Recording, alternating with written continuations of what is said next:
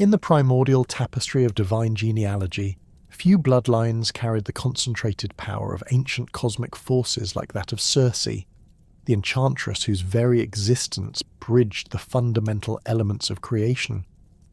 Born from the union of Helios, the radiant charioteer of the sun, and Perse, daughter of the primeval titan Oceanus, Circe inherited a legacy that stretched back to the earliest days when titans ruled the cosmos and shaped the very foundations of reality. Helios himself commanded one of the most visible and essential forces in the natural world. Each dawn the sun god would harness his team of fire-breathing horses, Piroi, Eos, Aethon and Phlegon, and drive his golden chariot across the celestial vault, bringing light to mortals and immortals alike. His palace in the far east blazed with precious metals and jewels that captured and reflected his divine radiance. From his elevated position in the heavens, Helios possessed the unique ability to observe all that transpired upon the earth, making him a witness to both mortal affairs and divine machinations. This omniscient quality would later manifest in his daughter's uncanny ability to perceive the true nature of those who encountered her. The sun god's divine essence carried within it the raw power of illumination, not merely physical light, but the metaphysical force that revealed hidden truths and burned away deception. When Helios gazed upon any being, his solar fire could penetrate through facades and disguises to expose the authentic self beneath. This piercing insight, combined with his role as a celestial guardian who never rested in his duties, established him as one of the most formidable deities in the Greek pantheon. His children would inherit varying degrees of this solar intensity, manifesting as an inner fire that could both create and destroy. Perse, Circe's mother, brought an entirely different but equally potent divine heritage to their union. As a daughter of Oceanus, the eldest of the Titans, and the personification of the world-encircling river that formed the boundary between the known world and the mysterious realms beyond, Perse carried within her bloodline the fluid, transformative power of primordial waters. Oceanus represented not merely the physical waters that surrounded the earth, but the very concept of flow, change, and the endless cycle of renewal that characterized existence itself. The Titan Oceanus possessed 3,000 river god sons and 3,000 Oceanid daughters, each governing different aspects of the aquatic realm. These divine beings controlled everything from the smallest springs to the mightiest rivers, from the rain that nourished crops to the storms that could devastate entire coastlines. Perse, as one of these Oceanids, embodied the mysterious depths where transformation occurred naturally, where fresh water met salt, where currents shifted and merged, where the familiar became strange and the known dissolved into the unknown. Through her mother's lineage, Circe inherited an affinity for the liminal spaces where transformation became possible.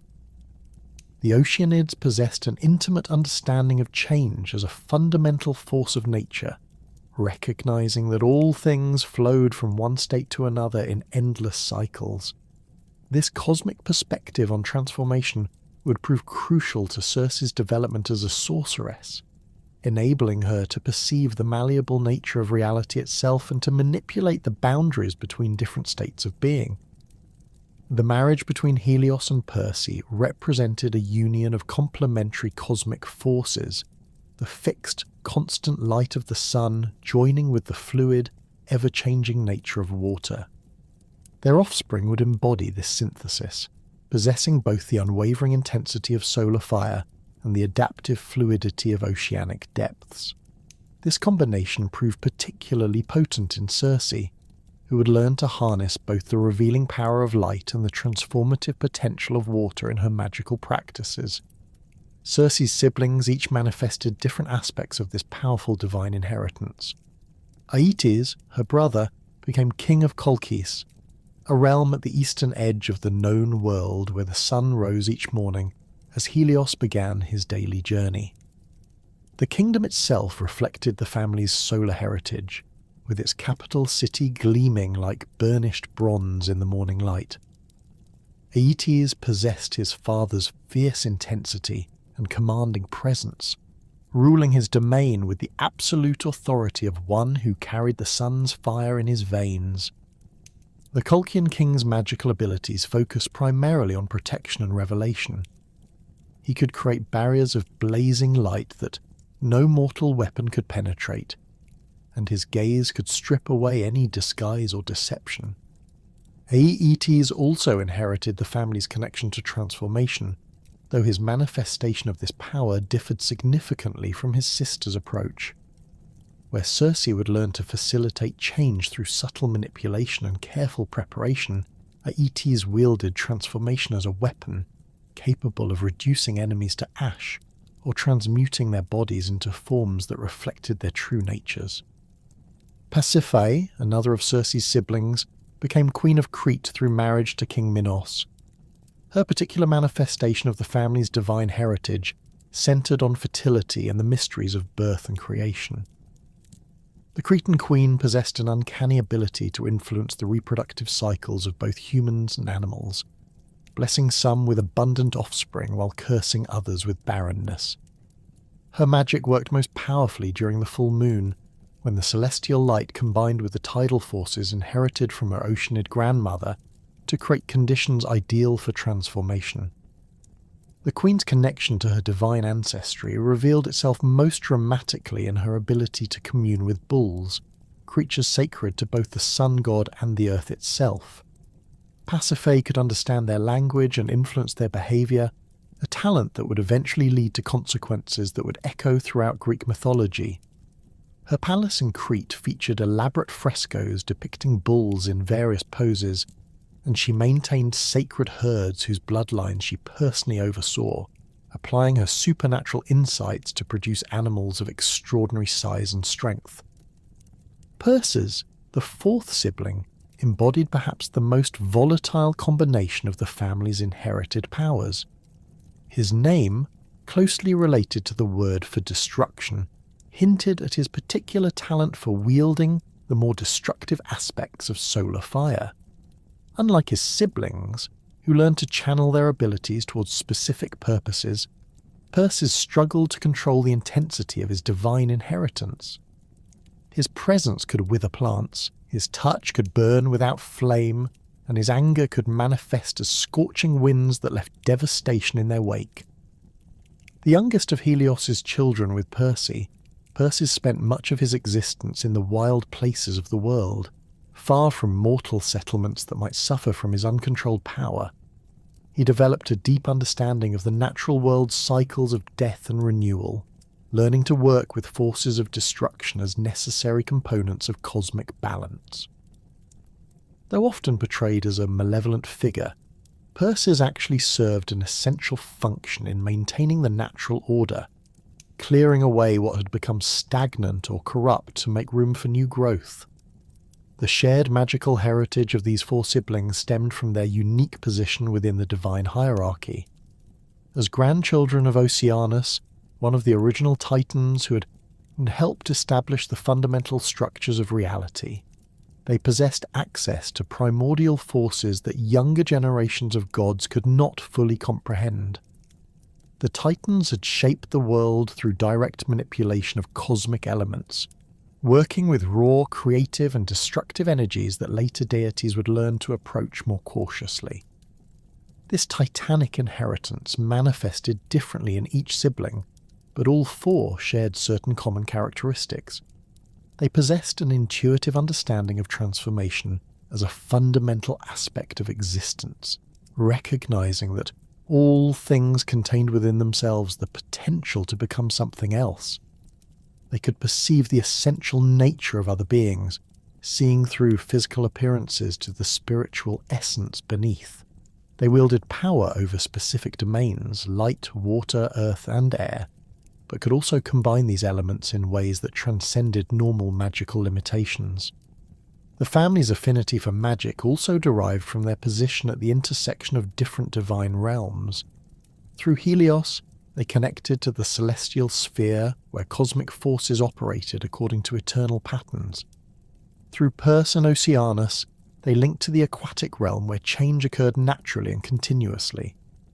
This dual heritage granted them access to both the stability of celestial order and the fluidity of oceanic transformation, enabling them to work magic that bridged these typically separate domains. Their divine genealogy also determined their relationship with other supernatural beings. As children of Helios, they commanded respect from solar deities and creatures of light throughout the Mediterranean world. As descendants of Oceanus, they maintained connections with water spirits, sea gods, and the various nymphs and minor deities who governed rivers, springs, and coastal regions. This extensive network of divine relationships would prove crucial to their individual developments, providing access to knowledge and resources unavailable to beings of purely mortal or single-realm divine heritage. The implications of this bloodline extended beyond mere magical ability to encompass fundamental questions of identity and purpose within the cosmic order. Each sibling would struggle to define their role in a world increasingly dominated by the younger Olympian gods, who viewed the titanic heritage with a mixture of respect and suspicion. The children of Helios and Perse represented a bridge between the ancient world of primordial forces and the emerging order of civilization, carrying within themselves both the wisdom of the past and the potential for future transformation. The first manifestation of Circe's extraordinary abilities occurred during her adolescent years, when the convergence of her dual divine heritage began expressing itself through increasingly powerful and unpredictable magical phenomena. Unlike her siblings, whose powers had emerged in dramatic displays of solar fire or oceanic fury, Circe's awakening proved far more subtle yet infinitely more complex. Her abilities manifested through an instinctive understanding of the hidden properties contained within every living thing, an awareness that allowed her to perceive the essential nature of plants, animals, and even mortals with unprecedented clarity. The young goddess discovered her gift during a seemingly ordinary afternoon, while wandering through the lush gardens that surrounded her father's eastern palace. As she moved among the carefully cultivated beds of rare flowers and exotic herbs, Circe began to notice that certain plants seemed to respond to her presence in ways that defied natural explanation. Delicate blossoms would turn to follow her movement, their petals opening wider as she approached. Vines would extend tendrils toward her hands, and the very air around particularly potent medicinal herbs would shimmer with an almost imperceptible energy that only she could detect. This initial awareness rapidly evolved into something far more profound. Circe found that by touching a plant and focusing her attention upon it, she could sense not merely its current properties, but its entire potential for transformation. A simple meadow flower might reveal itself as containing compounds capable of inducing prophetic visions, while an unremarkable shrub could harbour within its leaves the power to render a person invisible to mortal sight. More remarkably still, she discovered that her divine essence could interact with these hidden properties, coaxing them forth and amplifying them far beyond their natural limits. The development of her Pharmakeia, the sophisticated art of magical transformation through botanical compounds, required years of careful experimentation and study. Circe approached this learning with the methodical precision inherited from her solar lineage, combined with the intuitive fluidity of her oceanic ancestry.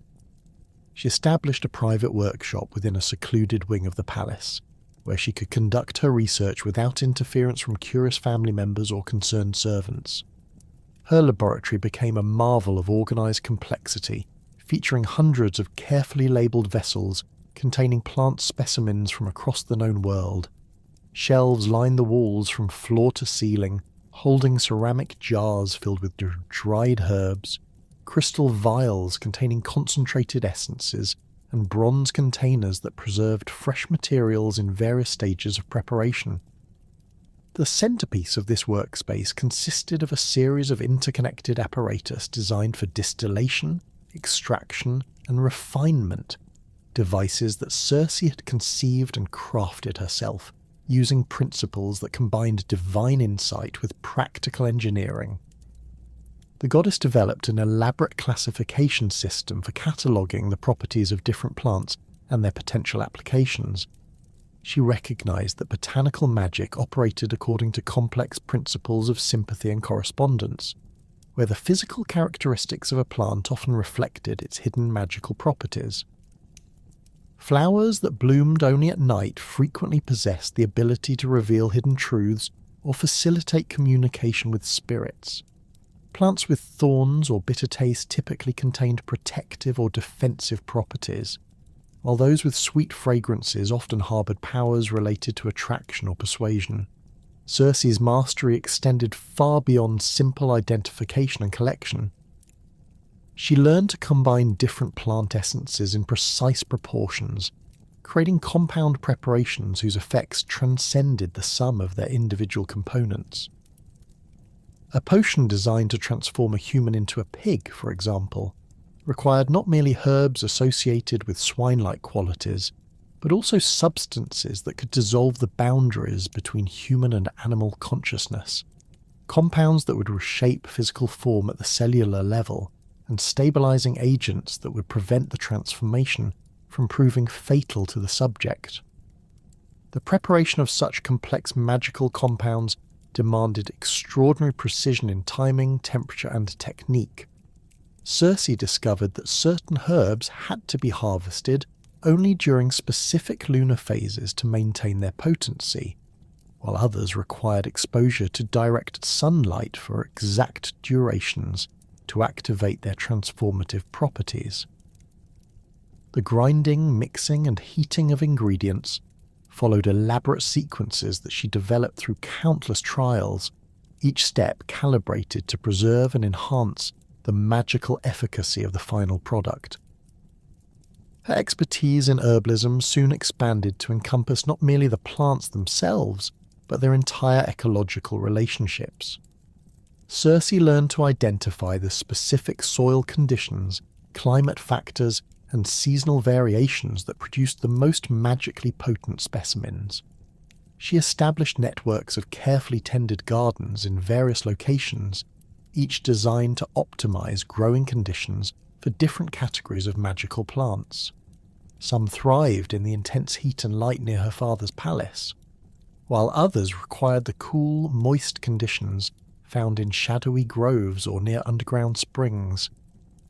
The goddess also developed techniques for preserving and concentrating plant essences that far exceeded conventional methods. Through careful application of her divine abilities, she could extract the magical properties from botanical specimens and store them in crystalline matrices that maintained their potency indefinitely. These concentrated essences could then be combined in minute quantities to create preparations of incredible power, allowing her to carry vast magical resources in compact, portable forms.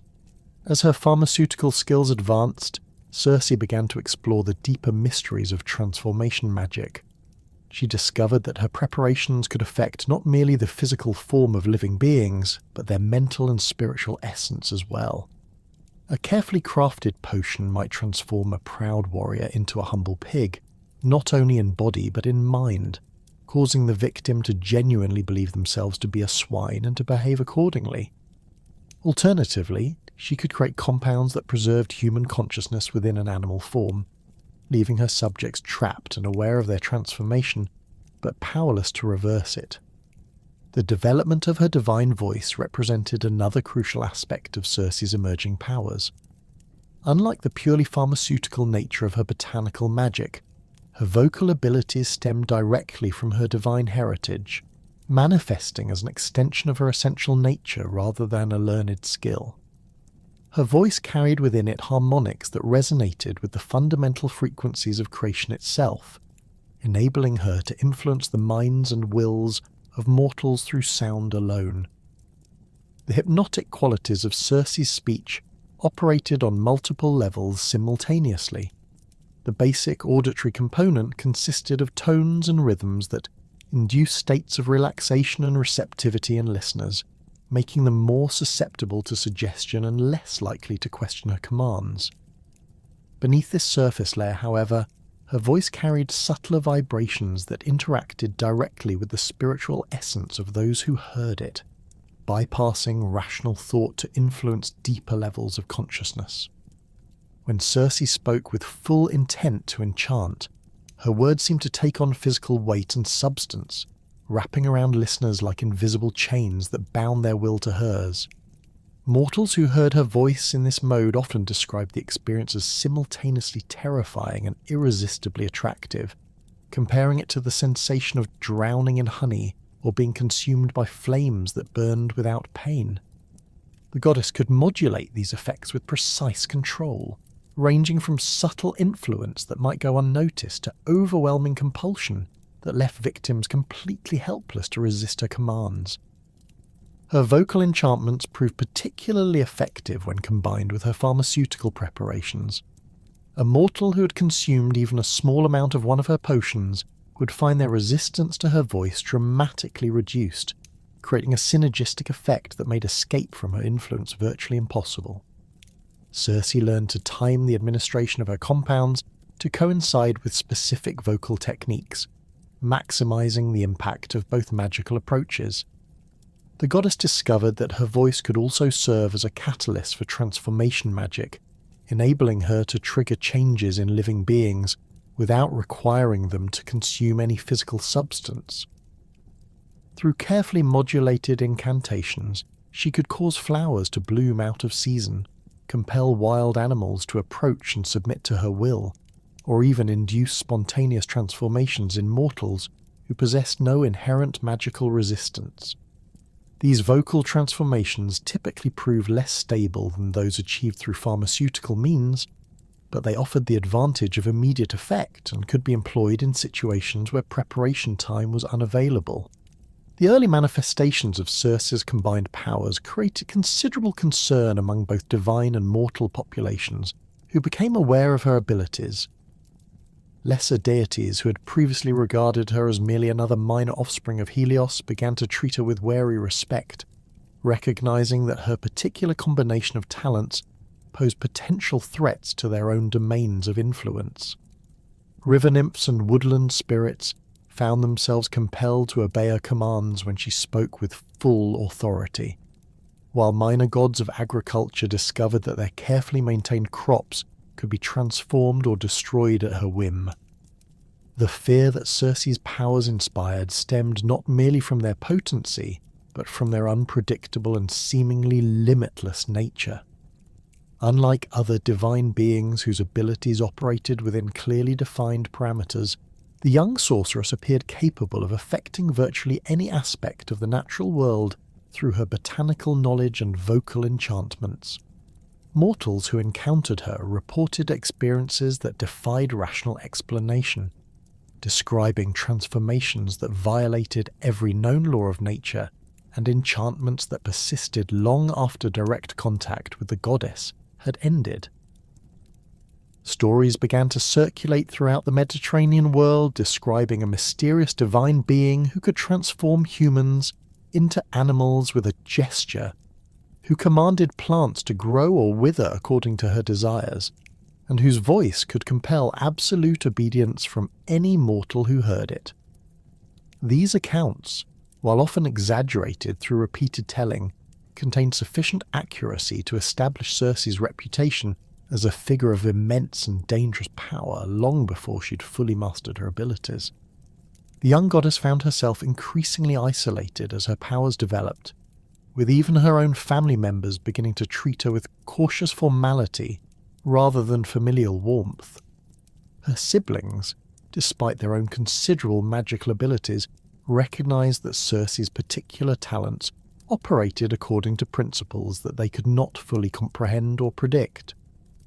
The combination of her pharmaceutical expertise with her vocal enchantments created possibilities for magical manipulation that extended far beyond the more straightforward applications of solar fire or oceanic transformation that characterized their own abilities. The growing unease that Circe's powers had sparked among both divine and mortal realms reached its crescendo during an incident that would forever alter the trajectory of her existence. The catalyst for her eventual banishment occurred when a group of Olympian messengers, dispatched by Zeus himself to investigate reports of unauthorized magical activities, arrived unannounced at Helios's palace. These divine emissaries, accustomed to commanding respect and immediate compliance from lesser deities, found themselves utterly unprepared for an encounter with Circe's fully developed abilities.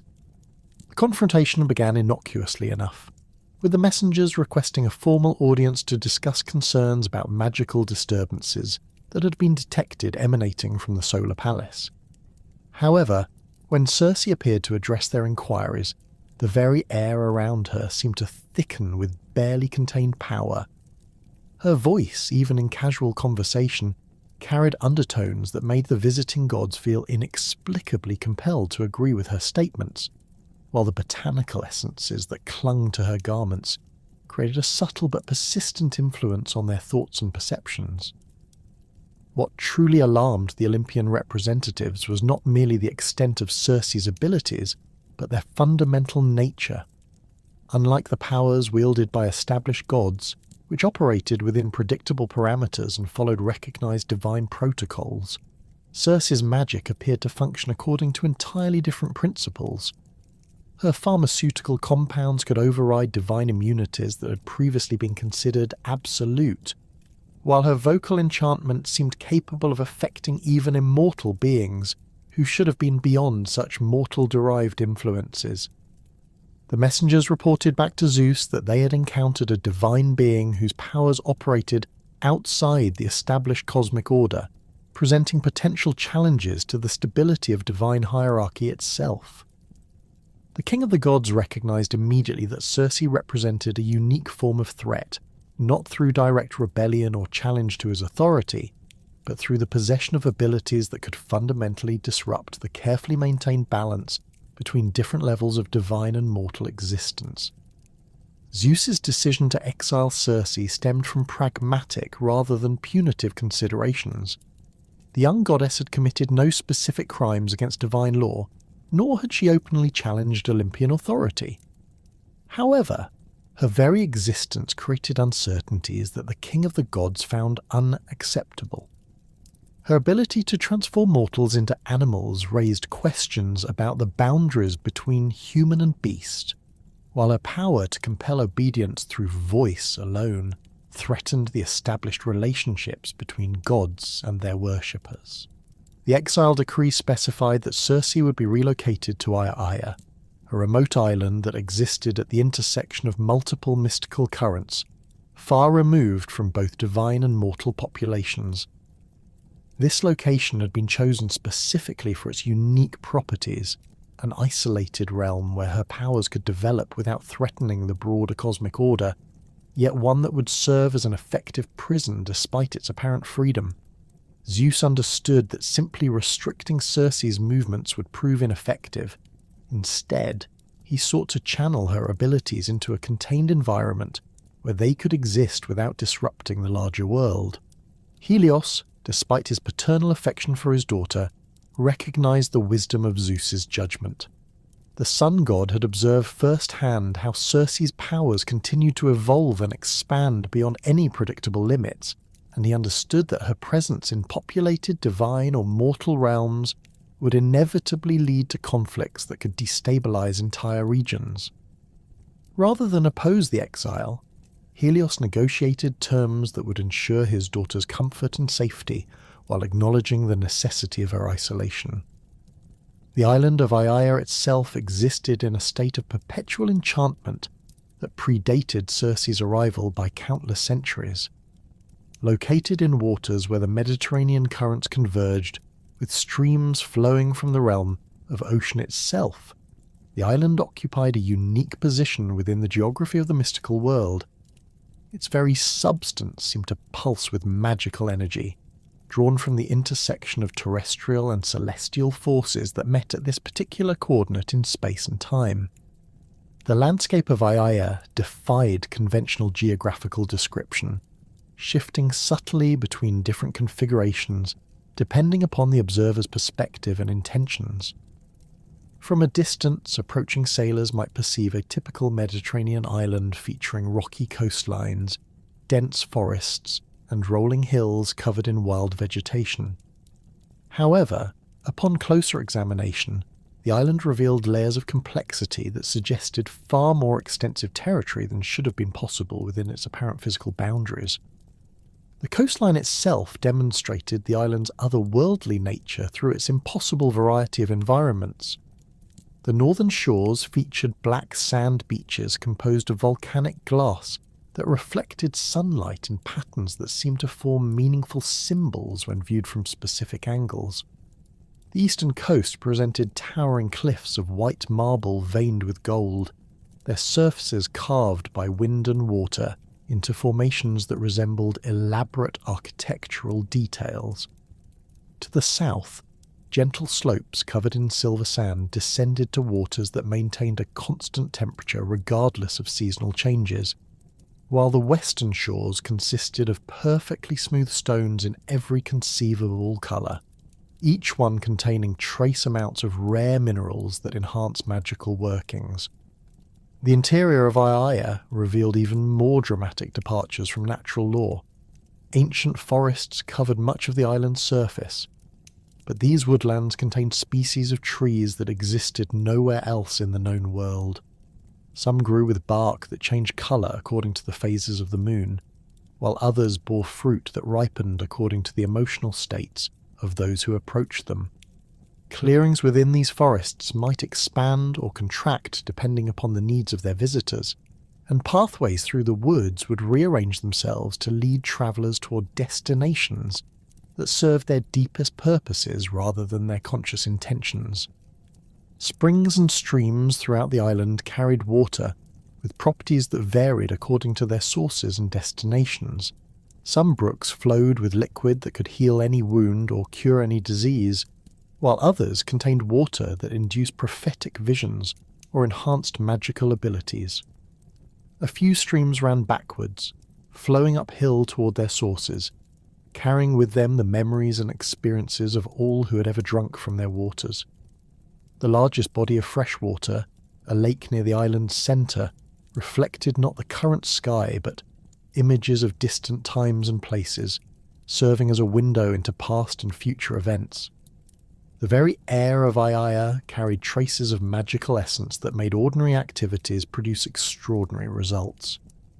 Plants grew with unprecedented vigour and developed properties that exceeded their normal characteristics by orders of magnitude.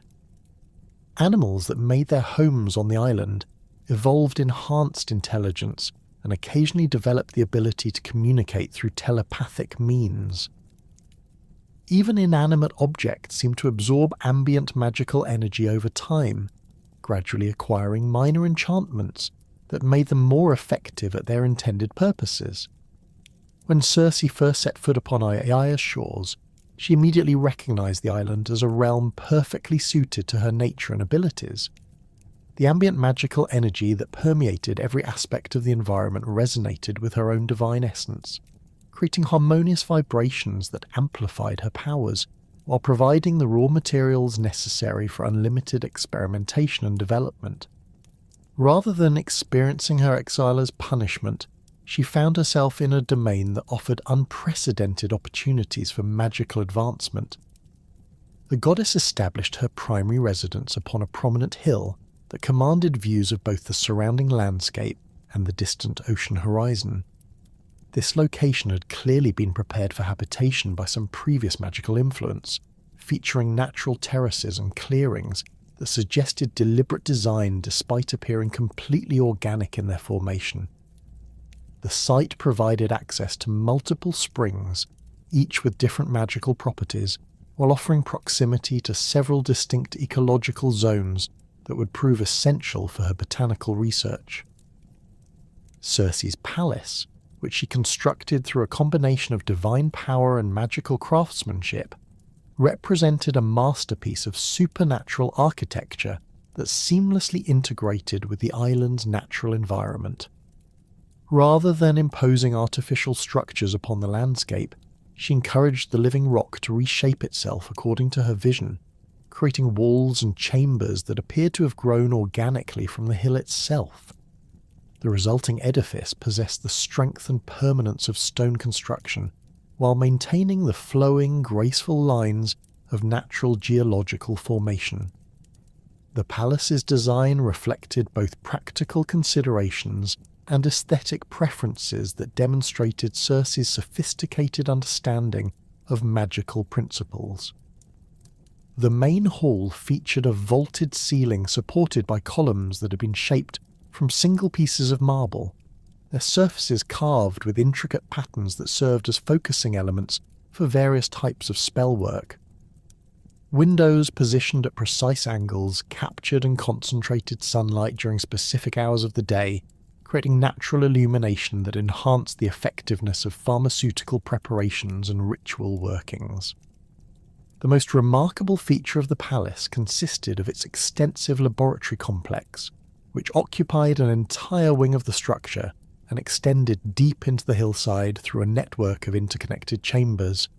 These workspaces provided optimal conditions for every aspect of Circe's magical practice, from the initial cultivation and harvesting of botanical specimens to the final preparation and storage of completed compounds. Temperature and humidity could be controlled independently in each chamber, while specialized ventilation systems prevented the accumulation of dangerous fumes or the cross-contamination of sensitive materials. Storage facilities within the laboratory complex defied conventional spatial limitations, utilizing magical principles to create chambers that contained far more space than their external dimensions should have permitted. Shelving systems that appeared to hold hundreds of containers actually provided access to thousands of different specimens and preparations, organized according to complex classification schemes that reflected both practical utility and mystical correspondence. Climate-controlled vaults preserved rare materials in perfect condition indefinitely, while specialized containers maintained living specimens in states of suspended animation that prevented deterioration while preserving their magical potency. The palace grounds encompassed extensive gardens that served both aesthetic and practical purposes in Circe's magical work. These cultivated areas featured specimens collected from across the known world and beyond, including plants that existed only in remote mystical realms or had been created through her own experimental breeding programs. Each garden section was designed to optimize growing conditions for specific categories of magical flora, with some areas receiving constant sunlight while others remained in perpetual twilight, and some maintained tropical warmth while others preserved Arctic conditions. The transformation of exile into empowerment represented perhaps the most remarkable aspect of Circe's adaptation to life on Aiaia. Rather than viewing her banishment as a limitation or punishment, she embraced the isolation as an unprecedented opportunity to develop her abilities without external interference or constraint. The absence of social obligations and political considerations that had complicated her existence in more populated realms allowed her to focus entirely upon magical research and personal development. The island's unique temporal properties proved particularly advantageous for her studies and experiments. Time flowed differently in various locations throughout Aiaia, with some areas experiencing accelerated temporal flow that allowed for rapid observation of long-term processes, while others maintained slower temporal rates that provided extended periods for detailed analysis and careful preparation. Circe learned to navigate these temporal variations with practiced ease, utilizing them to maximize the efficiency of her research while ensuring that critical timing requirements for magical workings could be met with precision. Her solitary existence on Aiaia enabled the development of magical techniques that would have been impossible in more conventional environments. Without the need to conceal her activities or moderate her experiments to avoid disturbing others, Circe could pursue lines of research that involved dramatic transformations of local environment, the creation of entirely new species of plants and animals, and the testing of compounds whose effects might persist for extended periods. The island itself became her laboratory, with entire regions serving as test sites for large-scale magical workings. the goddess discovered that prolonged isolation actually enhanced certain aspects of her divine abilities, particularly those related to perception and intuition. Without the constant input of social interaction and external stimulation, her awareness became increasingly sensitive to subtle magical currents and environmental changes that might otherwise have gone unnoticed. She developed an almost mystical connection to the island itself, sensing shifts in weather patterns days before they manifested, detecting the approach of distant ships long before they appeared on the horizon, and maintaining awareness of the emotional states and intentions of any living beings who set foot upon her domain. Her pharmaceutical expertise expanded exponentially during her early years on Aiaia, as she gained access to plant species that existed nowhere else in the known world, and had unlimited time to explore their properties through systematic experimentation. The island's magical environment produced botanical specimens with enhanced potency and entirely novel characteristics, providing raw materials for compounds that exceeded anything she'd previously been able to create. Her growing collection of plant essences and prepared compounds eventually numbered in the thousands, representing a comprehensive pharmacological library that encompassed every known category of magical effect. The development of her vocal enchantments also benefited significantly from the isolation and unique acoustic properties of her island domain. Without the need to moderate her voice to avoid affecting unintended targets, Circe could experiment with the full range of her vocal abilities, exploring harmonics and resonances that would have been dangerous to employ in populated areas. The palace's architecture included specialized chambers designed to amplify and focus vocal enchantments, while certain locations throughout the island provided natural acoustic environments that enhanced different aspects of her voice-based magic. The isolation of Aiaia had provided Circe with years of uninterrupted magical development, yet it had also cultivated within her a profound loneliness that gnawed at her divine essence like a persistent wound. Despite the island's wonders and the satisfaction she derived from her expanding abilities, the goddess found herself yearning for companionship and connection with beings who could appreciate both her power and her beauty. This emotional vulnerability would prove to be the catalyst for one of the most infamous episodes in her long existence, a tale of passion, rejection, and terrible vengeance that would establish her reputation as a sorceress capable of devastating retribution. The arrival of Glaucus at her shores came during the height of summer, when the Mediterranean waters surrounding Aiaia shimmered with an intensity that seemed to concentrate the very essence of the season into liquid form. The sea god approached her island not as a casual visitor or lost traveller, but as a divine being drawn by reports of the extraordinary sorceress who had made this mystical realm her domain. Glaucus possessed a nature that embodied the dual aspects of the ocean itself, sometimes gentle and nurturing, other times wild and destructive, and his physical form reflected this fundamental duality. Originally a mortal fisherman from the coastal city of Anthedon in Boeotia, Glaucus had undergone his own dramatic transformation centuries earlier after consuming a magical herb that granted him immortality and dominion over certain aspects of the marine realm.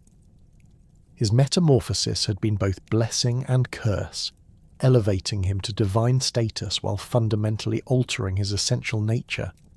His skin had taken on a blue-green hue that shifted between different shades depending upon his emotional state and the depth of water surrounding him. His hair, once dark brown, had become the colour of sea foam, flowing in waves that moved independently of any earthly wind. His beard grew in patterns that resembled coral formations, while his eyes held the depth and mystery of oceanic trenches. The sea god's lower body retained human form but had acquired characteristics that marked his divine transformation. His legs possessed unusual strength and flexibility, enabling him to move through water with the grace of a dolphin, while maintaining the ability to walk upon land when necessary. His hands and feet had developed webbing between the digits, while his fingernails had hardened into substances resembling mother of pearl. Most remarkably, Glaucus could breathe equally well in air or water, and his voice carried the rhythmic cadence of waves breaking against distant shores. When Glaucus first beheld Circe standing upon the marble terrace of her palace, with the afternoon sun creating a nimbus of golden light around her figure, he experienced an immediate and overwhelming attraction that transcended mere physical desire. The goddess appeared to him as the embodiment of terrestrial beauty and power, a perfect complement to his own aquatic nature. Her hair, which she had allowed to grow long during her years of solitude, cascaded down her back in waves that seemed to capture and reflect every nuance of sunlight. Her eyes held depths that reminded him of the mysterious pools found in underwater grottos, while her voice, even in casual conversation, carried harmonics that resonated with the fundamental frequencies of creation itself. Circe, for her part, found herself genuinely charmed by this unexpected visitor, whose divine nature differed so dramatically from the solar and oceanic influences that had shaped her own development. Glaucus possessed a vitality and spontaneity that contrasted sharply with the measured formality that characterized most divine interactions.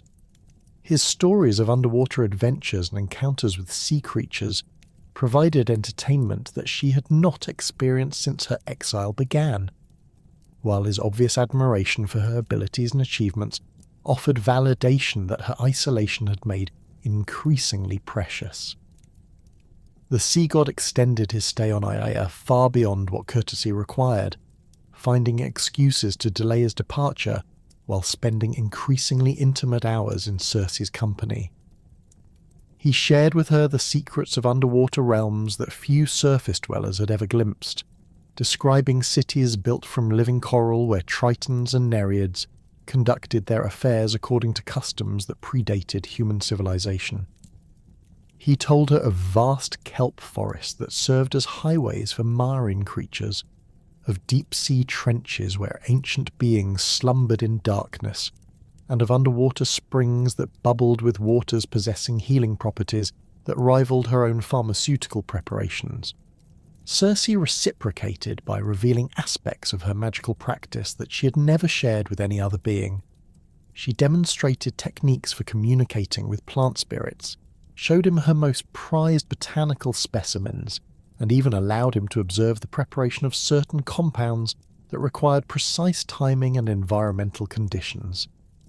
The goddess found herself genuinely enjoying this intellectual exchange, recognizing in Glaucus a divine being whose experiences and perspectives could expand her own understanding of the natural world's mysteries.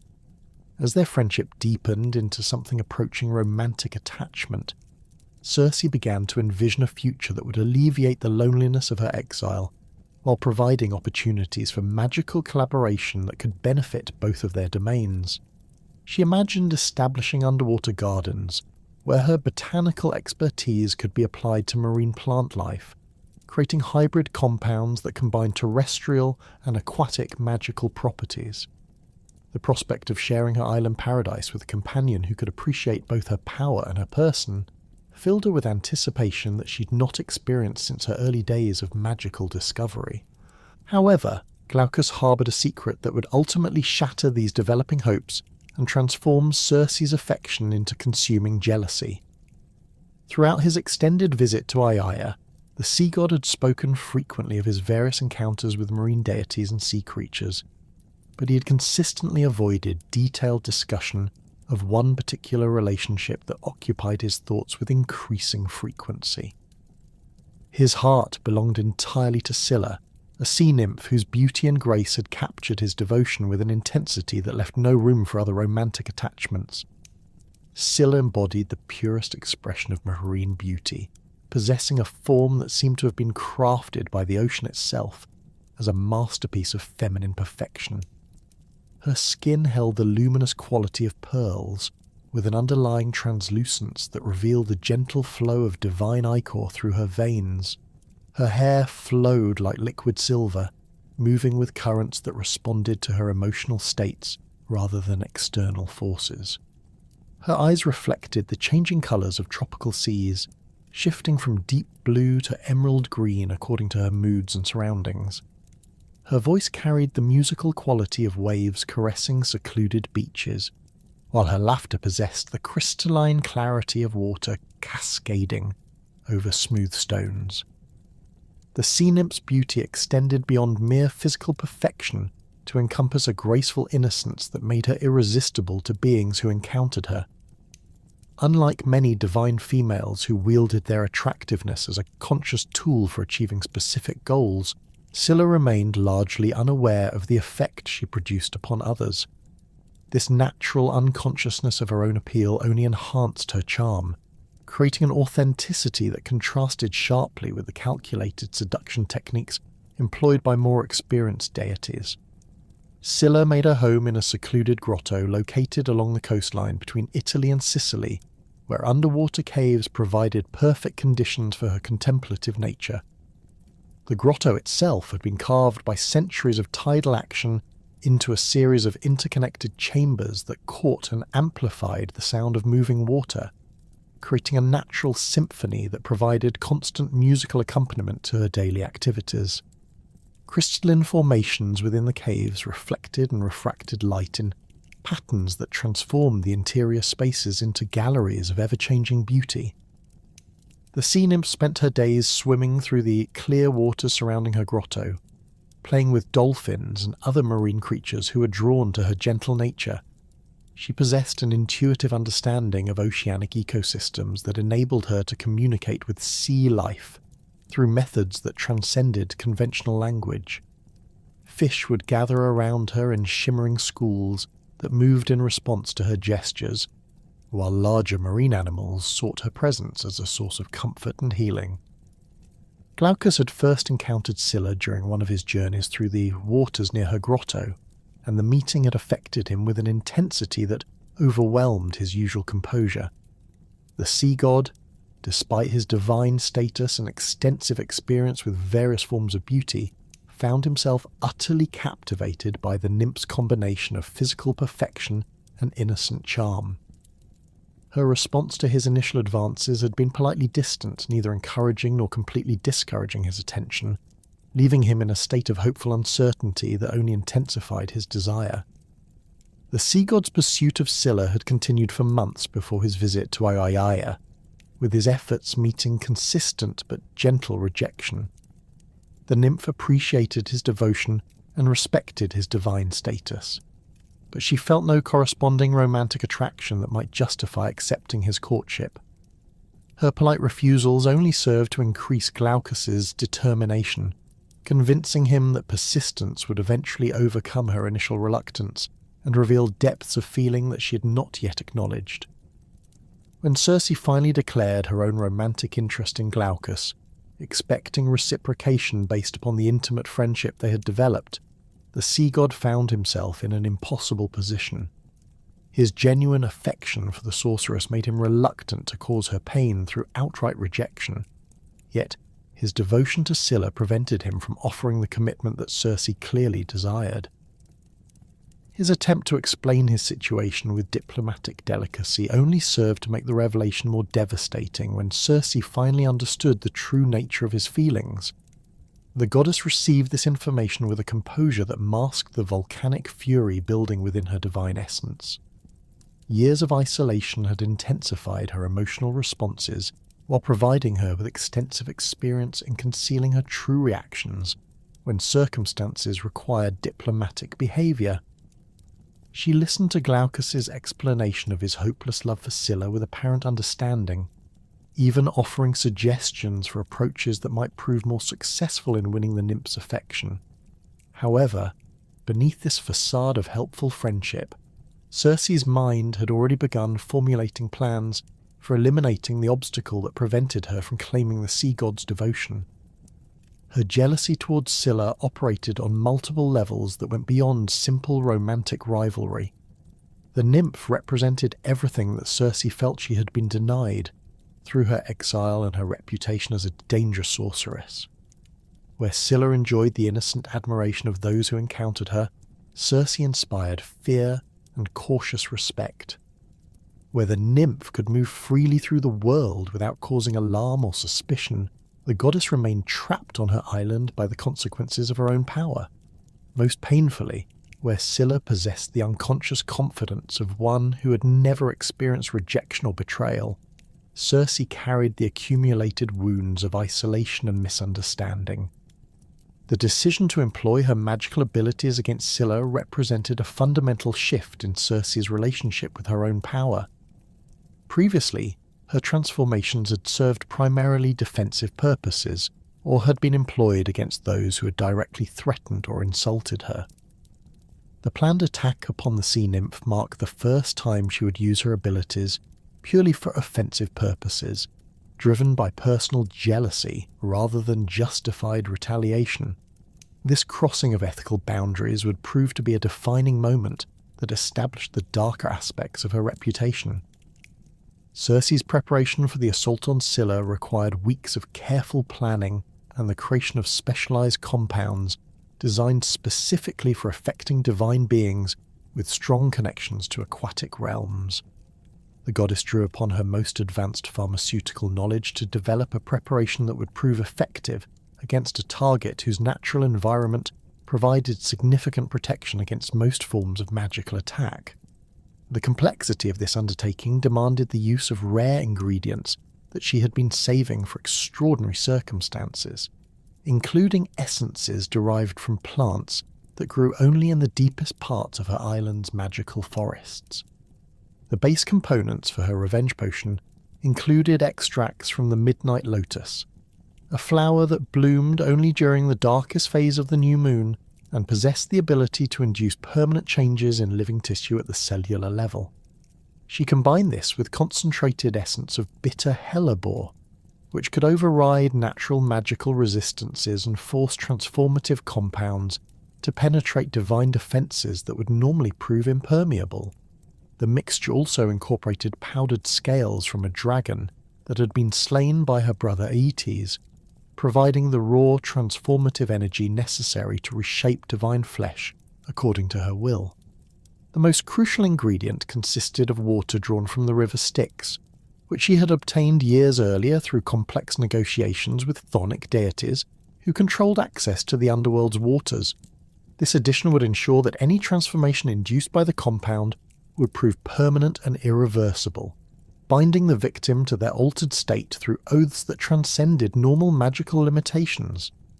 The Stygian water also provided a connection to the primordial forces of chaos and change that had existed before the current cosmic order, enabling the potion to operate according to principles that predated conventional divine immunities. The preparation process required precise timing coordinated with specific astronomical alignments that would maximize the compound's potency while ensuring its stability during transport and application. Circe worked through 3 consecutive nights when the moon was dark, grinding and mixing ingredients according to formulas that she had developed through years of experimentation. The resulting substance possessed a consistency similar to liquid mercury, with an oily surface that reflected light in patterns that seemed to shift independently of external illumination. The goddess tested her creation using captured seabirds that possessed minor magical resistances, confirming that the compound could indeed overcome natural defences and induce the specific type of transformation she intended. The experimental subjects underwent changes that exceeded her most optimistic expectations, demonstrating that the potion would prove devastatingly effective against its intended target. Satisfied with these results, Circe prepared for the journey to Scylla's grotto, carrying her weapon of vengeance in a specially enchanted vessel that would preserve its potency until the moment of application. The sea nymph's grotto, when Circe arrived under cover of darkness, presented a scene of tranquil beauty that only intensified the goddess's resentment. Moonlight filtering through the crystal-clear water created patterns of silver radiance that danced across the cave walls, while the gentle sound of lapping waves provided a soothing rhythm that spoke of peace and contentment. Scylla herself floated near the surface of a natural pool, her silver hair spread around her like a living halo, as she gazed up at the stars visible through an opening in the cave ceiling. Circe approached the pool's edge with movements calculated to avoid detection, her divine abilities enabling her to muffle any sounds that might alert her victim to the impending attack. The goddess poured her prepared compound into the water where Scylla customarily bathed, watching as the liquid dispersed throughout the pool with an efficiency that suggested supernatural guidance. The contaminated water retained its crystal clarity, showing no visible signs of the deadly transformation agent that now permeated every drop. The effect of the poisoned water began manifesting within moments of Scylla's contact with the contaminated pool. The sea nymph initially noticed only a strange tingling sensation in her extremities, which she attributed to changes in water temperature or unusual mineral content. However, this minor discomfort rapidly escalated into agonizing pain as her divine flesh began responding to the transformative compounds that were rewriting her essential nature at the most fundamental level. Scylla's beautiful legs were the first parts of her body to undergo visible transformation, with the smooth skin developing rough, scaly patches that spread upward from her feet with inexorable persistence. Her bones began elongating and thickening, while her muscles expanded beyond normal proportions, creating a grotesque parody of her former graceful limbs. The changes progressed with horrifying speed, consuming her torso and arms as her body stretched and distorted into proportions that defied natural law. The most terrifying aspect of the transformation involved the multiplication of her head and neck, with 5 additional heads sprouting from her shoulders and upper chest, in a display of biological impossibility that violated every principle of divine anatomy. Each new head retained Scylla's facial features, but twisted them into expressions of perpetual hunger and rage, with mouths that expanded to accommodate rows of shark-like teeth designed for tearing flesh from bone. Her beautiful silver hair became a writhing mass of serpentine strands that moved independently, while her once gentle eyes developed the predatory intensity of a hunting beast. The completed transformation left Scylla as a creature of nightmare, standing 12 feet tall with 6 heads that moved and spoke independently, while sharing a common consciousness driven by insatiable hunger for human flesh. Her lower body had become a grotesque fusion of human and marine characteristics, with powerful tentacles replacing her legs and providing the strength necessary to support her enlarged torso. The creature retained enough of her original intelligence to understand what had been done to her, but her mental faculties had been warped by the transformation to focus obsessively on hunting and feeding. The psychological impact of the transformation proved as devastating as the physical changes, as Scylla found herself trapped within a monstrous form while retaining full awareness of her former beauty and innocence. The compound had been designed specifically to preserve her memory and personality, while corrupting her essential nature, ensuring that she would suffer the full horror of her condition while being powerless to reverse or escape it. Her attempts to call for help produced only the roars and snarls of a predatory beast, while her efforts to return to her former activities resulted in destructive rampages that drove away the marine creatures who had once sought her companionship.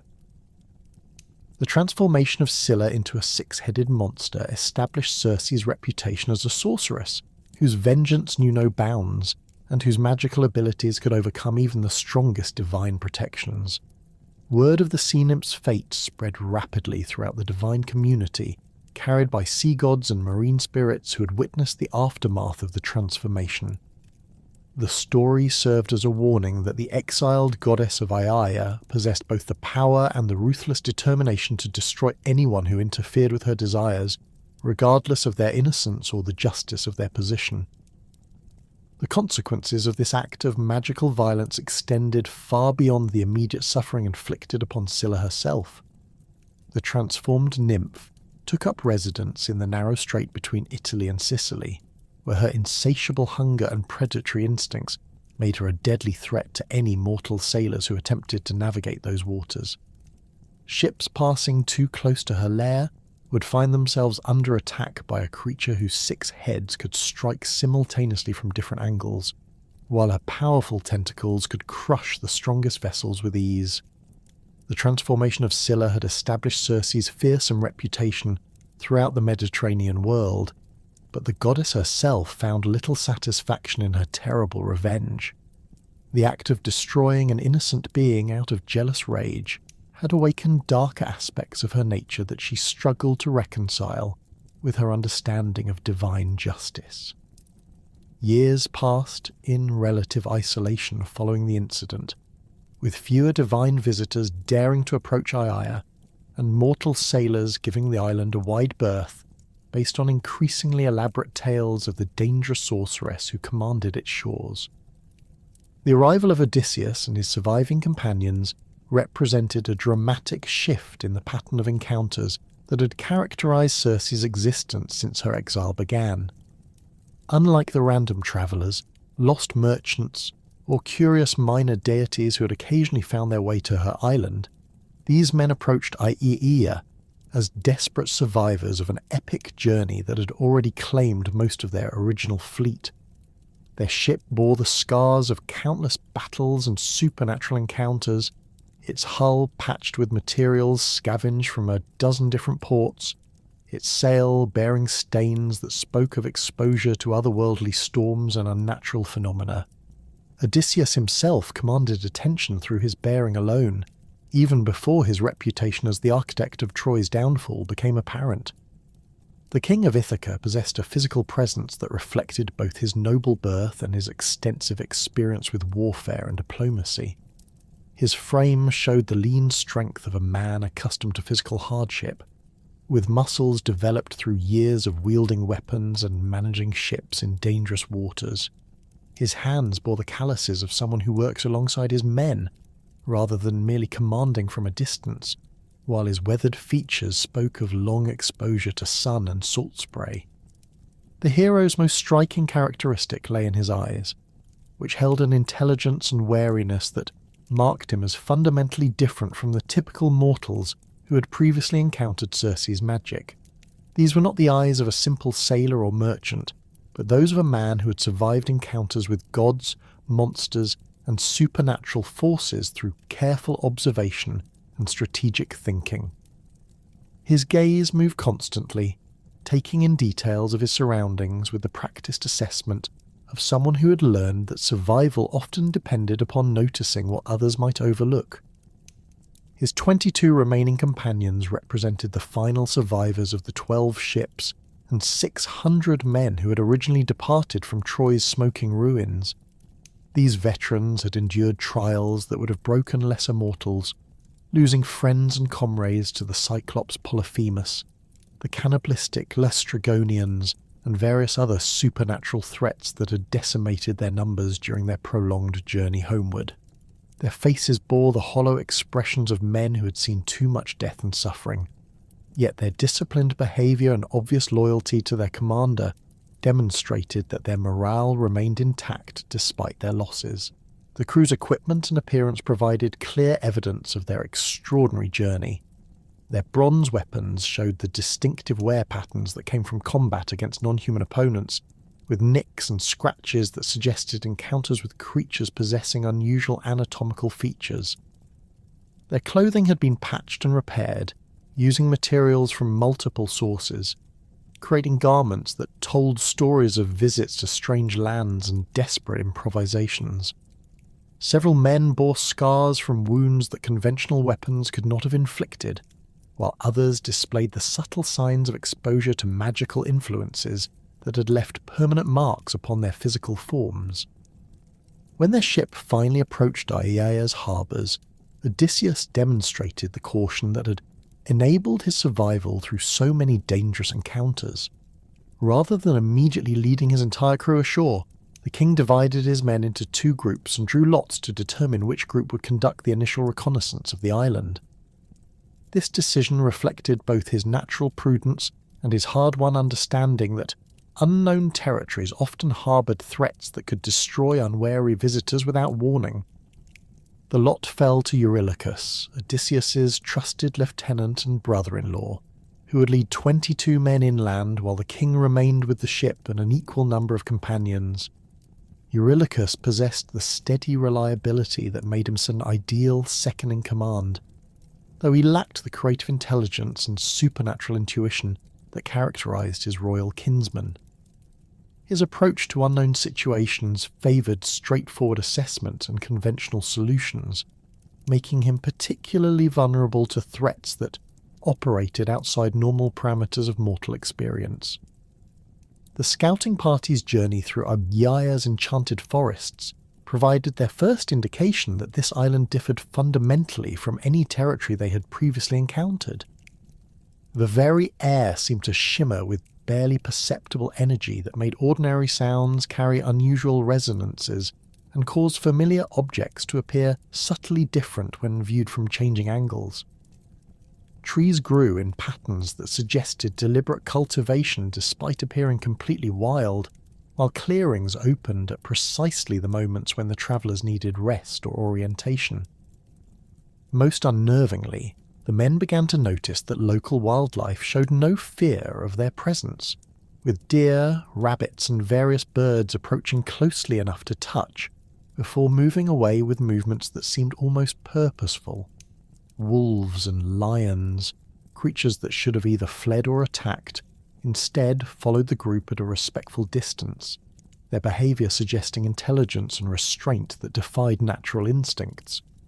These animals displayed none of the aggressive territoriality or predatory interest that experienced warriors would expect from such encounters, instead maintaining a watchful presence that felt more like guardianship than stalking.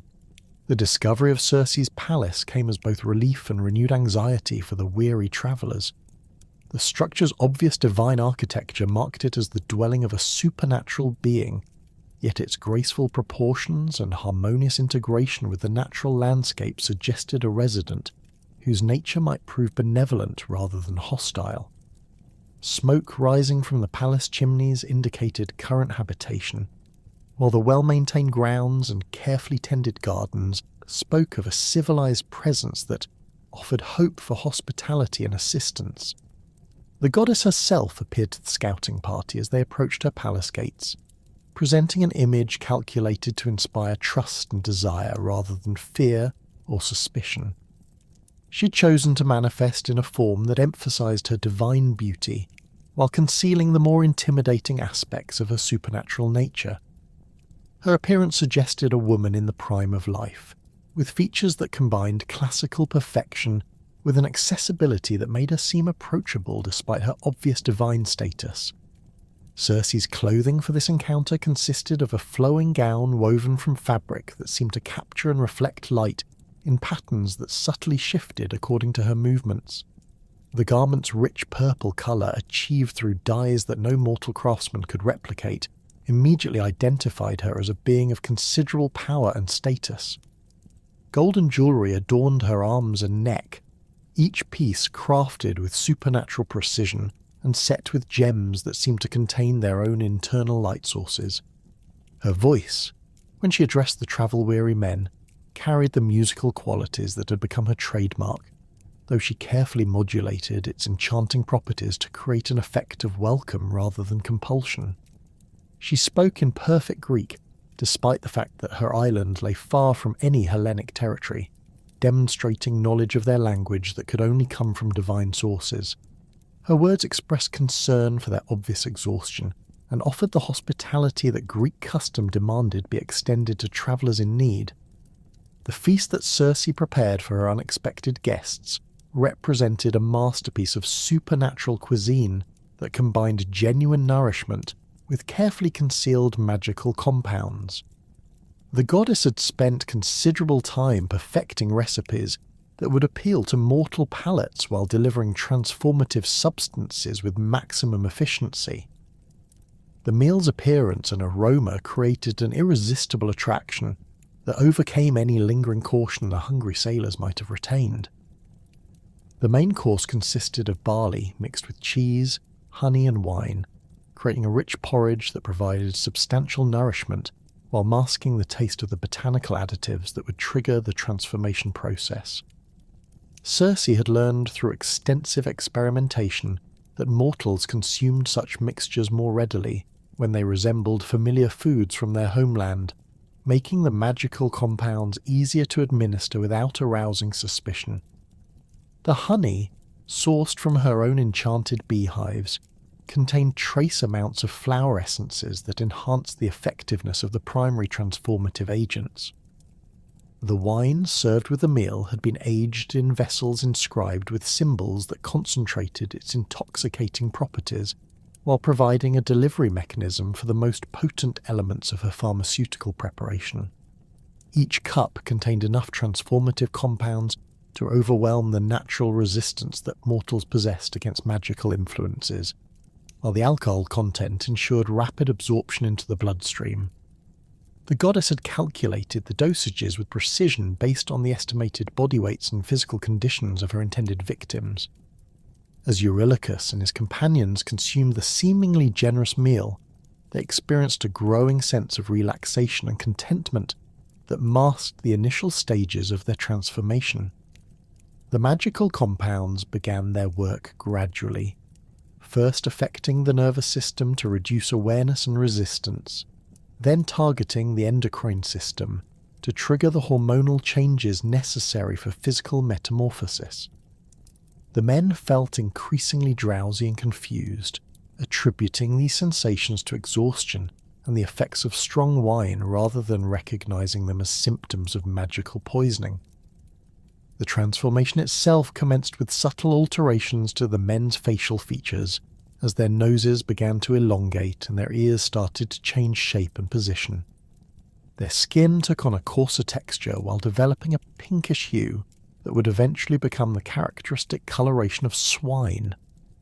Hair began to sprout from areas of their bodies that had previously been smooth, while their fingernails hardened and curved into formations resembling hooves.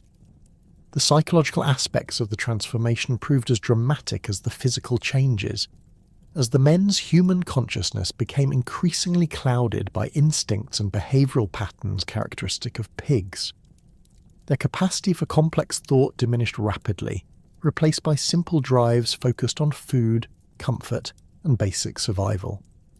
Language became impossible as their vocal cords altered to produce only grunts and squeals, while their posture shifted to accommodate their changing anatomy. Within the span of an hour, 22 experienced warriors had been reduced to a group of swine that retained only fragmentary memories of their former human existence. The transformation preserved enough of their original consciousness to ensure they understood what had happened to them, creating a psychological torment that complemented their physical helplessness. They could remember their names, their families, and their desperate desire to return home, but they lacked the ability to communicate these thoughts or take any meaningful action to reverse their condition.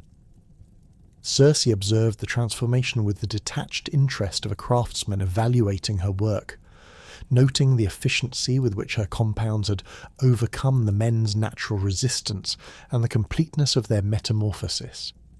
She had refined her technique considerably since her early experiments, achieving results that were both more rapid and more stable than her previous attempts. The transformed sailors would remain in their swine forms indefinitely unless she chose to reverse the process, and their animal instincts would gradually overwhelm their human memories if left unchanged for extended periods. Eurylochus alone escaped the fate that befell his companions, having remained outside the palace hall during the feast due to a combination of natural caution and supernatural intuition that warned him of impending danger. His position near the entrance allowed him to witness the initial stages of his comrade's transformation, while remaining beyond the range of Circe's immediate influence. The sight of proud warriors being reduced to squealing animals filled him with a terror that overcame any thought of attempting a rescue, and he fled back toward the ship with news of the disaster that had befallen the scouting party. The lieutenant's frantic report to Odysseus described the supernatural threat they faced in terms that emphasized both the goddess's power and the apparent hopelessness of any rescue attempt. Eurylochus had recognized Circe's divine nature from her appearance and abilities, understanding that conventional military tactics would prove useless against a being who could transform armed men into animals with such casual efficiency. His recommendation involved immediate departure from the island, abandoning the transformed companions to save the remaining survivors. Odysseus received this intelligence with the calm analysis that had characterized his response to previous supernatural threats during their journey. The king understood that the loss of nearly half his remaining crew represented a catastrophic blow to their chances of reaching home. Yet he also recognized that hasty action would likely result in the destruction of his remaining men without achieving any meaningful rescue of those already transformed. His decision to personally investigate the situation reflected both his loyalty to his companions and his confidence in his own ability to find solutions that others might overlook. The hero's preparation for his encounter with Circe involved careful consideration of the tactical challenges presented by an opponent whose primary weapon consisted of magical transformation rather than conventional force. Odysseus understood that his usual advantages of superior equipment, tactical knowledge, and combat experience would prove meaningless against supernatural abilities that could render such assets irrelevant within moments of contact. His approach would need to rely upon different strengths, particularly his reputation for cunning and his experience with divine beings accumulated during the siege of Troy. The intervention of Hermes occurred as Odysseus made his way through the island's enchanted forests, with the messenger god appearing in the form of a young man whose divine nature was revealed only through subtle details that might escape casual observation.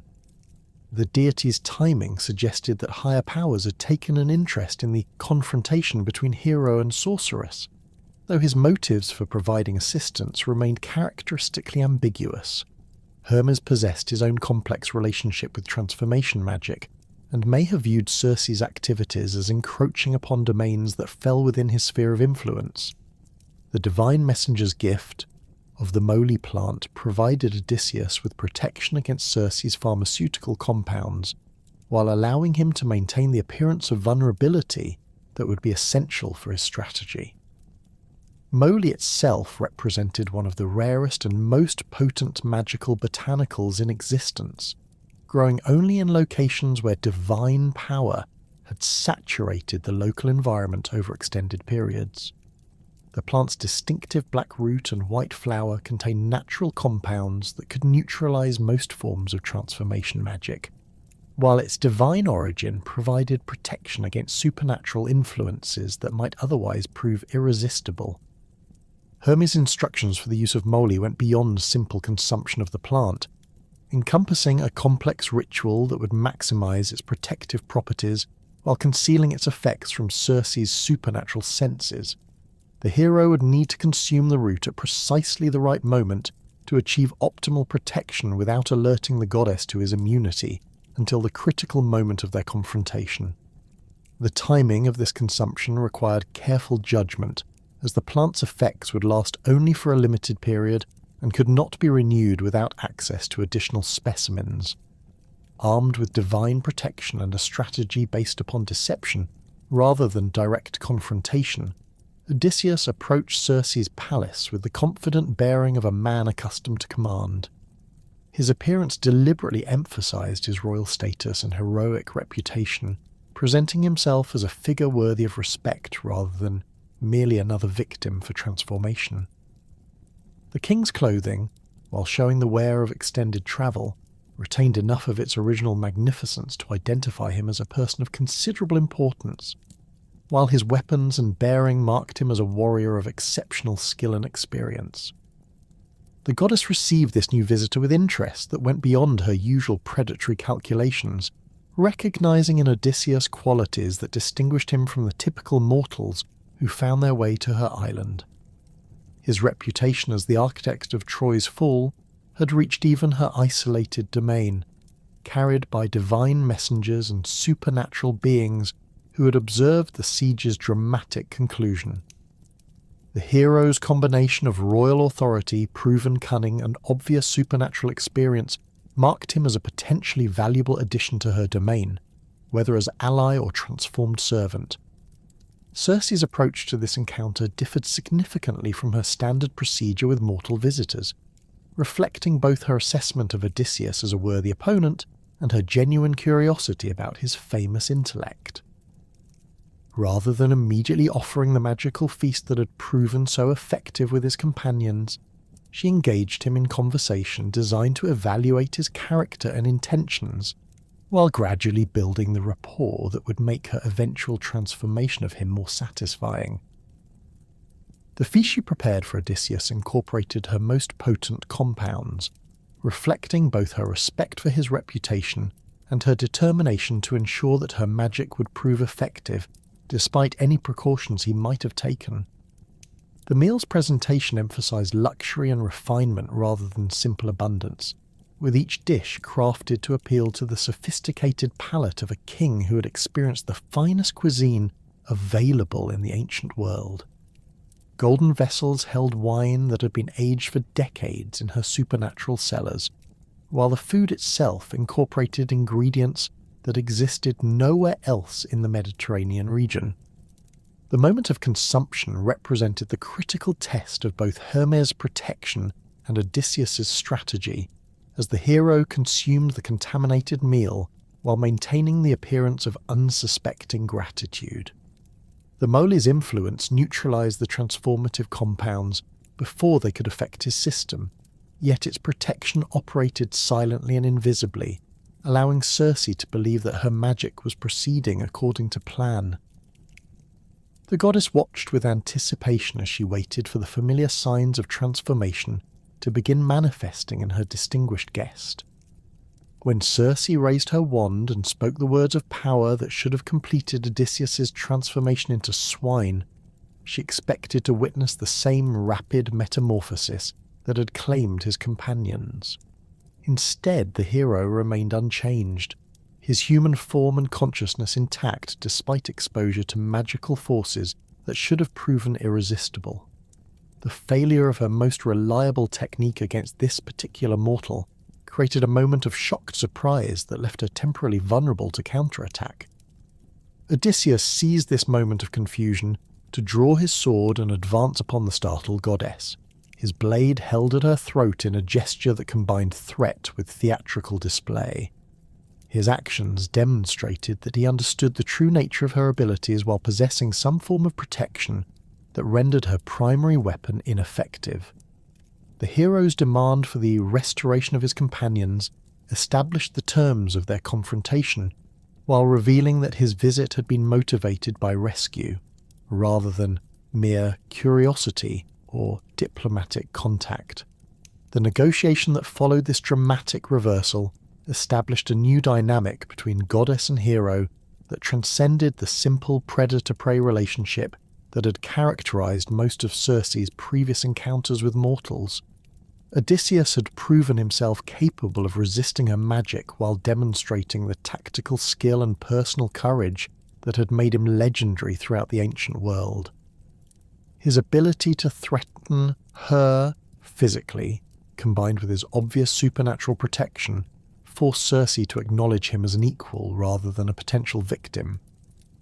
The confrontation between Odysseus and Circe had established a foundation of mutual respect that neither had anticipated, yet the immediate aftermath of their encounter required careful negotiation to transform potential hostility into genuine cooperation. The goddess found herself in the unprecedented position of dealing with a mortal who had not only resisted her most potent magic, but had demonstrated the tactical acumen to turn her own surprise against her. The hero's sword remained steady at her throat, yet his eyes showed calculation rather than blind aggression, suggesting that he sought resolution rather than destruction. Circe's agreement to restore his transformed companions came not from fear of physical harm. Her divine nature provided protections that mortal weapons could not easily overcome, but from recognition that Odysseus represented an opportunity for the kind of intellectual engagement she had been denied throughout her years of exile. The goddess had grown weary of encounters that followed predictable patterns of deception, transformation, and dominance. Here stood a mortal whose reputation for cunning matched her own capacity for manipulation. whose experience with supernatural forces rivaled her understanding of divine politics, and whose obvious leadership abilities suggested possibilities for collaboration that extended far beyond simple hospitality. The restoration ritual required Circe to employ techniques she had developed for reversing her own transformative magic, processes that demanded considerably more skill and energy than the original metamorphosis. The compounds that had changed Odysseus's men into swine had integrated with their cellular structure at the molecular level, requiring careful dissolution and reconstruction of their essential biological matrix. The goddess moved through her palace with practiced efficiency, gathering ingredients from her extensive pharmaceutical collection, while explaining to the watchful hero the complexities involved in undoing magical transformations. Her laboratory revealed the full scope of her botanical expertise through its organization and contents. Shelving systems that reached from floor to ceiling contained thousands of specimens, arranged according to classification schemes that reflected both practical utility and mystical correspondence. Crystalline containers held concentrated essences that glowed with their own internal light, while bronze vessels preserved rare materials in states of suspended animation that prevented deterioration over centuries of storage. The air itself carried traces of countless different plant essences, creating an atmosphere that seemed to pulse with concentrated magical energy. The antidote preparation required precise measurement of ingredients, whose potency could vary significantly based on harvesting conditions, storage methods, and lunar phases during collection. Circe worked with instruments crafted from materials that enhanced her supernatural senses, allowing her to detect minute variations in chemical composition that would escape conventional analysis. Her movements demonstrated the fluid grace of someone who had performed similar procedures countless times, yet her attention to detail revealed the complexity of processes that demanded absolute precision to achieve successful results. The goddess combined powdered lotus root with honey that had been collected during the spring equinox, creating a base mixture that would facilitate the dissolution of the transformative compounds without causing cellular damage to the subjects. She added drops of water drawn from springs sacred to Demeter, invoking the agricultural goddess's dominion over growth and renewal to assist in the restoration process. The final ingredient consisted of wine that had been blessed by Apollo, her father's divine colleague, whose solar influence could burn away magical contamination while preserving the essential life force of the affected beings. The administration of the antidote required Circe to approach each transformed sailor individually, speaking words of power that would activate the restorative compounds while guiding their cellular reconstruction according to their original human patterns. The process proved both physically and mentally taxing for the subjects, who experienced the reversal of their transformation as a series of painful contractions and expansions as their bodies struggled to resume familiar configurations. Their consciousness returned gradually, with human awareness emerging from the fog of animal instincts that had clouded their minds during their period as swine. Eurylochus and his companions regained their human forms with expressions of bewilderment and gratitude that reflected their incomplete understanding of what had transpired during their transformation. Their memories of the period spent as animals remained fragmented and dreamlike, preserving only vague impressions of confusion and helplessness, rather than detailed recollections of their altered state. The psychological trauma of the experience would fade over time, though each man would retain a profound wariness of supernatural food and drink that would influence their behaviour for the remainder of their lives.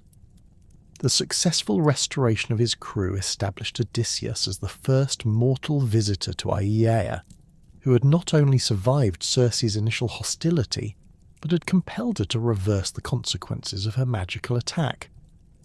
This unprecedented achievement created a dynamic between goddess and hero that transcended conventional relationships between divine and mortal beings. Neither could claim complete victory over the other, Odysseus had proven immune to her primary weapon, yet Circe retained the power to make his continued presence on the island either comfortable or unbearable. The negotiation of terms for their extended interaction revealed the complexity of both participants' motivations and desires. Odysseus required safe harbour for his ships and men, while his vessels underwent repairs necessitated by their harrowing journey from Troy. His crew needed time to recover from the physical and psychological wounds inflicted by their encounters with supernatural threats, while his own strategic planning demanded access to information about the challenges that lay ahead on their route toward Ithaca. The goddess possessed knowledge of maritime conditions, supernatural hazards, and divine politics that could prove invaluable for the remainder of their journey.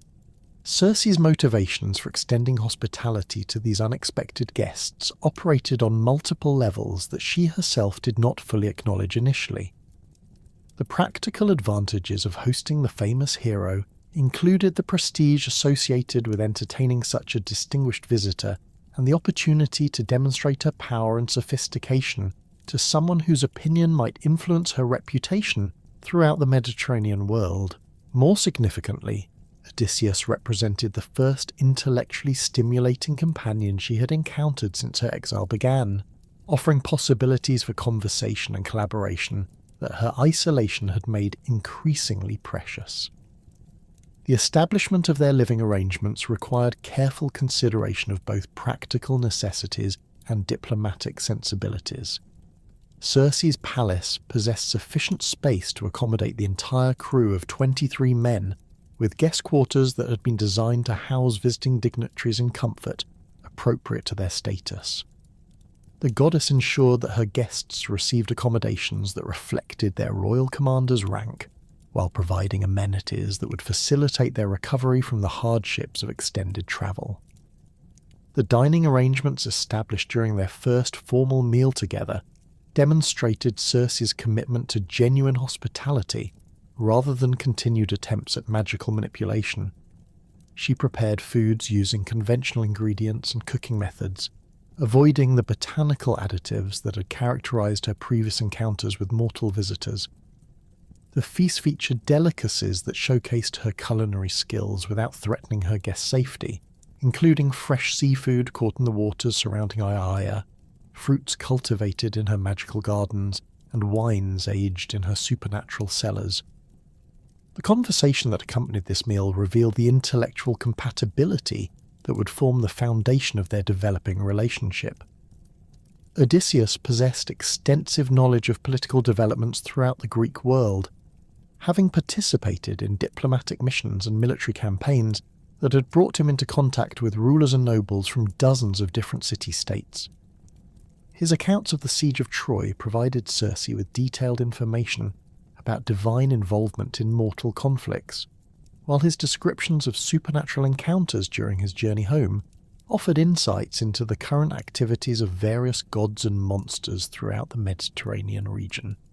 Circe reciprocated by sharing information about magical phenomena and divine politics that her isolation had allowed her to observe from a unique perspective.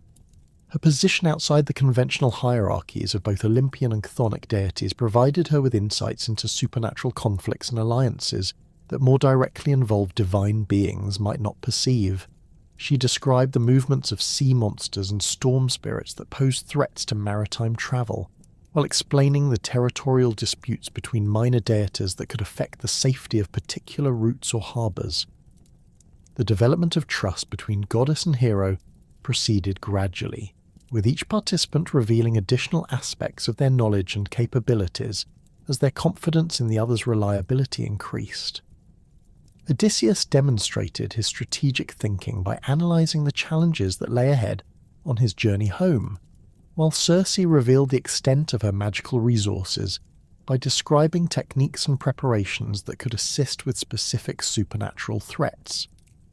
Their exchanges took on the character of collaborative planning sessions, rather than simple social interactions, with both parties contributing expertise toward the solution of practical problems. The physical attraction that developed between them emerged naturally from their intellectual compatibility and mutual respect, rather than from magical compulsion or calculated seduction. Circe found herself genuinely drawn to Odysseus's combination of royal authority and practical competence, qualities that contrasted sharply with the affected sophistication or crude ambition that had characterized most of her previous encounters with powerful mortals. The hero's obvious devotion to his crew and his determination to return home demonstrated personal loyalty and emotional depth that she had rarely encountered among divine beings, whose immortal nature often fostered detachment from the consequences of their actions. Odysseus experienced a similar attraction to Circe's combination of supernatural power and genuine warmth, recognizing in her a divine being whose magical abilities serve purposes beyond mere self-aggrandizement or casual cruelty. Her willingness to reverse the transformation of his companions had demonstrated a capacity for mercy and justice that distinguished her from the capricious deities he'd encountered during the Trojan War. The goddess's obvious loneliness and her genuine interest in his experiences created an emotional connection that transcended the strategic considerations that had initially motivated their cooperation. The evolution of their relationship from mutual wariness to romantic attachment occurred over the course of several weeks, as daily interactions revealed increasing compatibility and deepening affection. Their conversations ranged across topics that included philosophy, politics, magic, and personal history, with each participant discovering aspects of the other's character that enhanced their initial attraction. Circe's magical abilities fascinated Odysseus not merely as tools for achieving practical goals, but as expressions of a creative intelligence that rivaled his own strategic thinking. The hero's accounts of his adventures provided the goddess with vicarious experiences of the wider world from which her exile had separated her. The consummation of their romantic relationship marked a significant departure from the typical patterns that had characterized both of their previous intimate encounters. Circe had never before experienced physical attraction that was not complicated by considerations of power, manipulation, or divine politics, while Odysseus found himself emotionally engaged with a being whose supernatural nature created possibilities for connection that transcended normal mortal limitations. Their union combined the passion of genuine attraction with the intellectual stimulation of compatible minds, creating a bond that satisfied both physical and emotional needs that their respective circumstances had left unfulfilled. The establishment of their romantic partnership created a dynamic that influenced every aspect of life on Aiaia during the extended period of Odysseus's stay. The goddess's palace became a centre of activity that combined the practical necessities of ship repair and crew recovery with the personal intimacy of their developing relationship. Circe's servants, a collection of minor spirits and enchanted beings who had served her household for decades, adapted to the presence of mortal guests with efficiency that reflected their mistress's obvious satisfaction with the new arrangements. The hero's crew observed the development of their commander's relationship with their supernatural hostess, with reactions that range from relief to concern, depending upon their individual assessments of the potential benefits and risks involved. The sailors appreciated the safety and comfort that Circe's protection provided, recognizing that their current situation represented the first period of genuine security they had experienced since departing from Troy.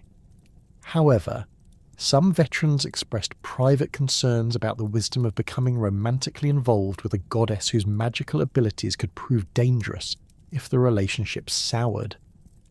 The seasonal cycle that governed life on Aiaia provided a natural framework for the deepening of Odysseus and Circe's relationship, as the changing conditions throughout the year created opportunities for different types of shared experiences.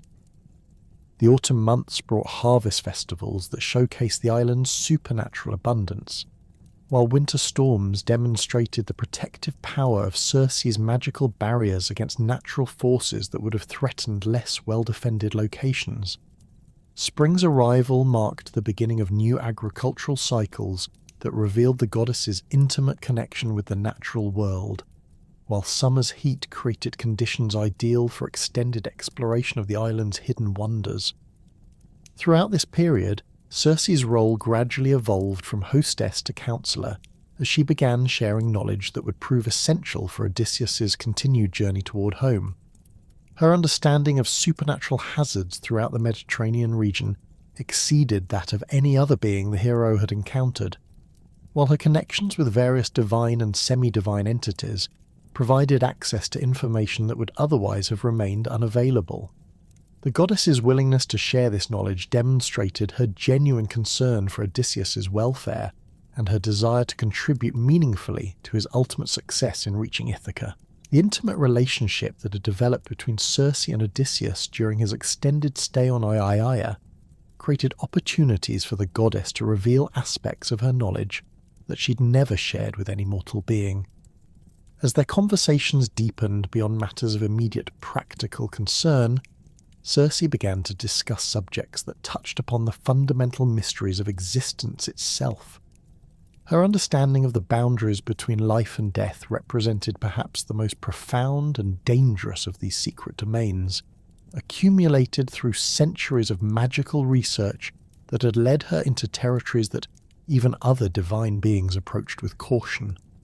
The goddess's expertise in necromantic arts had developed gradually during her years of exile, emerging from her pharmaceutical studies as she discovered that certain plant essences possessed the ability to affect spiritual as well as physical states of being. Her initial experiments had focused on compounds that could induce prophetic visions or facilitate communication with minor spirits, but her research had gradually expanded to encompass techniques for interacting directly with the souls of the deceased. This progression had required her to develop new theoretical frameworks for understanding the nature of consciousness and its relationship to corporeal existence.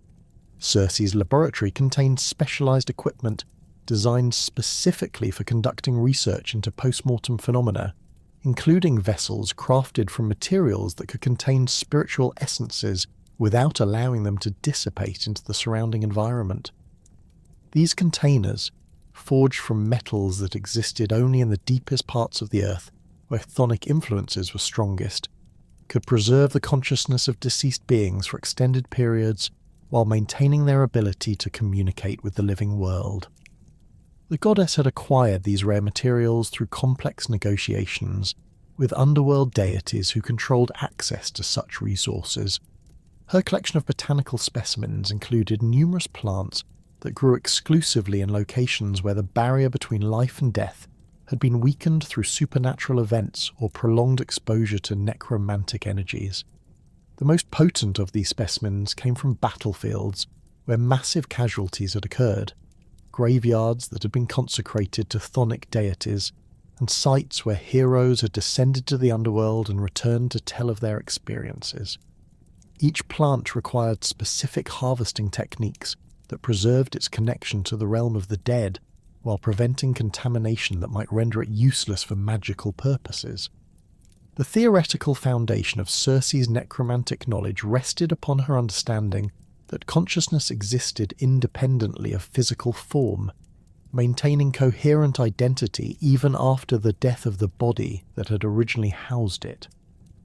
This insight had emerged from her transformation magic, as she observed that beings changed into animal forms retained their essential mental characteristics despite radical alterations to their physical structure.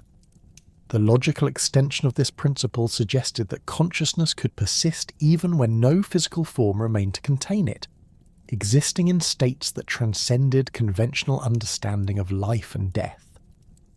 Her research had revealed that the souls of the deceased maintained various degrees of awareness and agency, depending upon the circumstances of their death, the strength of their will during life, and their relationships with divine powers that governed post-mortem existence. Warriors who had died gloriously in battle often retained more coherent consciousness than those who had perished from disease or old age, while individuals who had been initiated into mystery religions possessed knowledge that enabled them to navigate the underworld with greater effectiveness than uninstructed souls. The goddess had discovered that certain locations throughout the Mediterranean world served as natural gateways between the realm of the living and the domain of the dead, where the barriers that normally separated these states became permeable under specific conditions. These sites typically featured distinctive geological characteristics such as deep caves, underground rivers, or volcanic fissures that extended far below the Earth's surface. The most reliable of these entrances could be found at places where sacrificial blood had been spilled regularly over extended periods, creating spiritual pathways that remained accessible to those who possessed the knowledge necessary to navigate them safely. Aiaia itself contained several such gateways, which had contributed to Circe's selection of the island as her place of exile. The most prominent of these supernatural doorways consisted of a natural cave system that extended deep into the island's interior, with passages that eventually connected to the underground rivers that flowed through Hades' domain.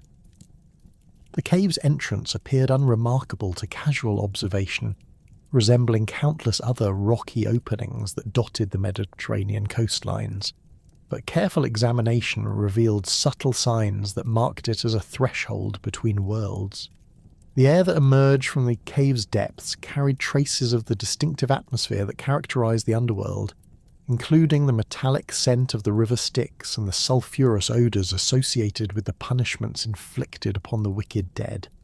Temperature variations within the cave system followed patterns that reflected the emotional states of the spirits that inhabited the deeper passages, with some chambers maintaining the chill of eternal winter, while others radiated heat that spoke of infernal torments.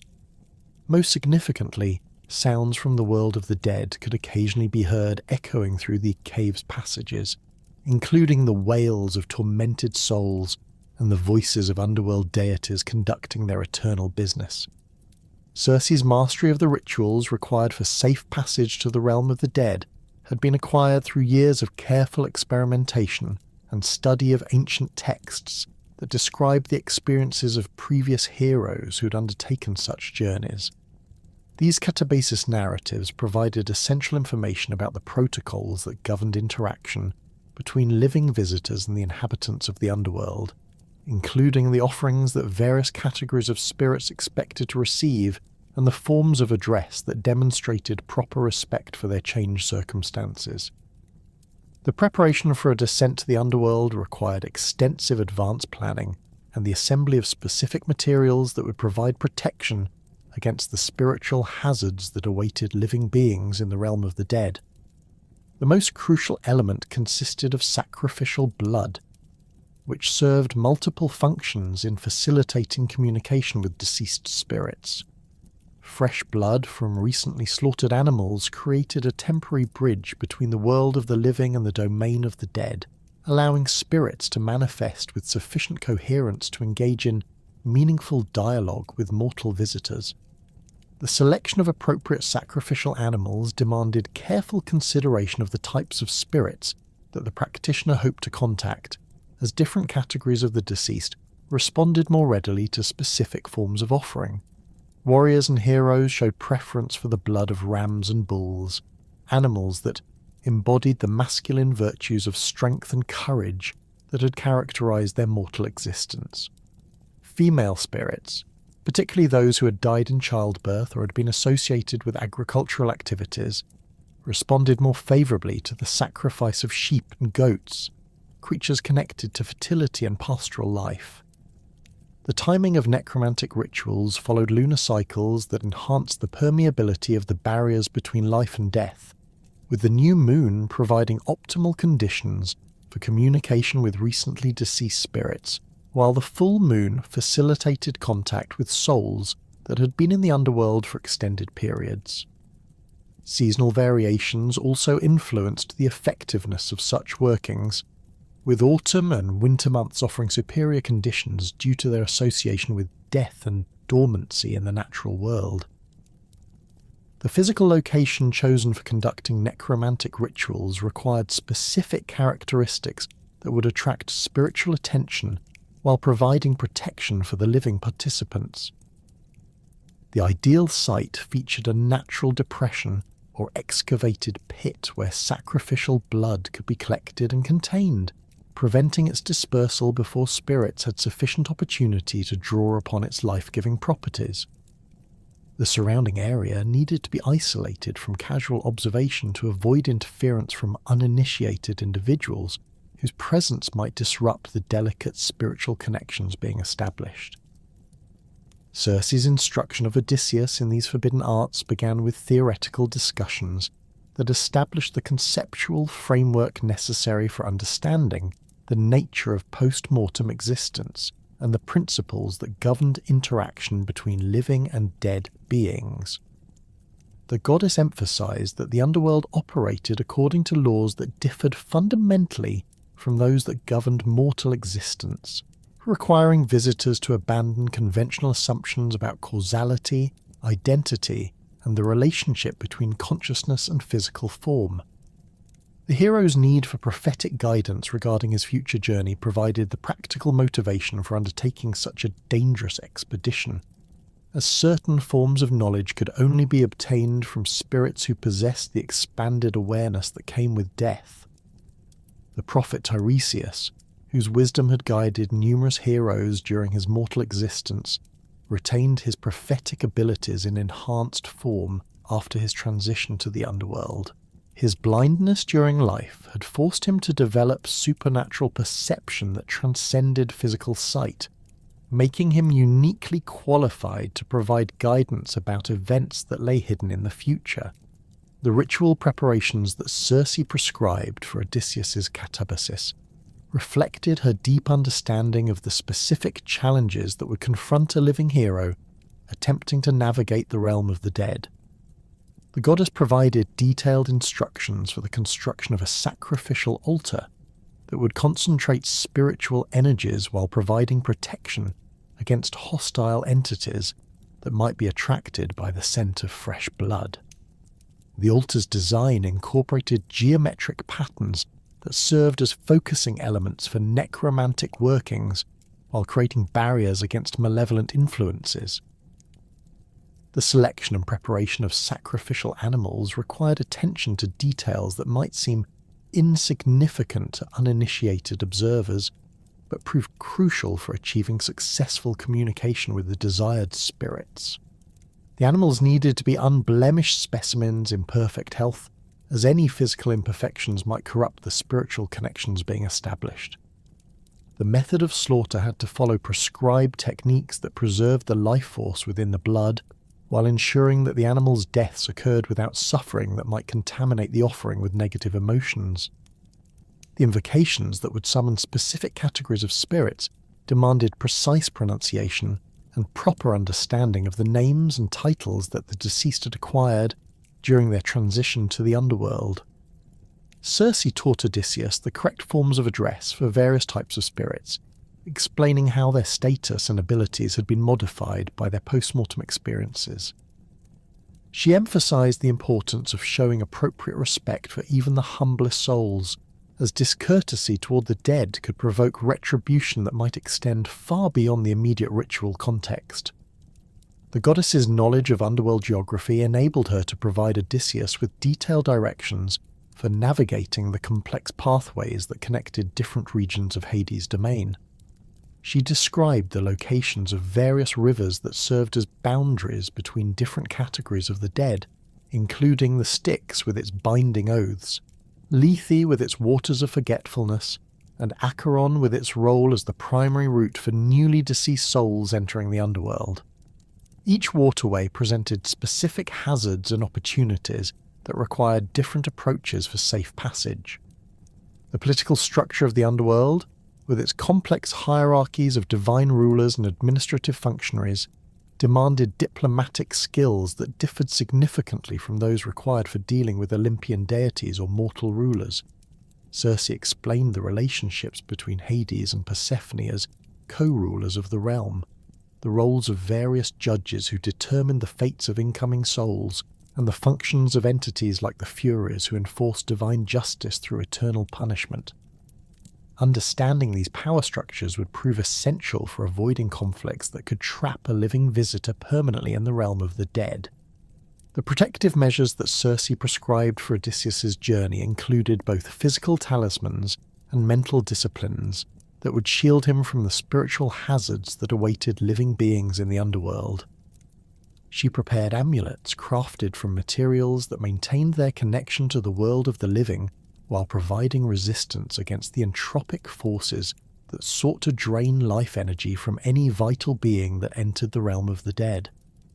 These protective devices required periodic renewal through contact with fresh blood or exposure to sunlight, necessitating careful planning to ensure their effectiveness throughout the duration of his visit. The psychological preparation for encountering the spirits of deceased companions and family members represented perhaps the most challenging aspect of Odysseus's preparation for the catabasis. Circe warned him that the dead retained the personalities and emotional attachments that had characterized their mortal existence, but their perspectives had been altered by their experiences in the underworld in ways that might make communication difficult or painful.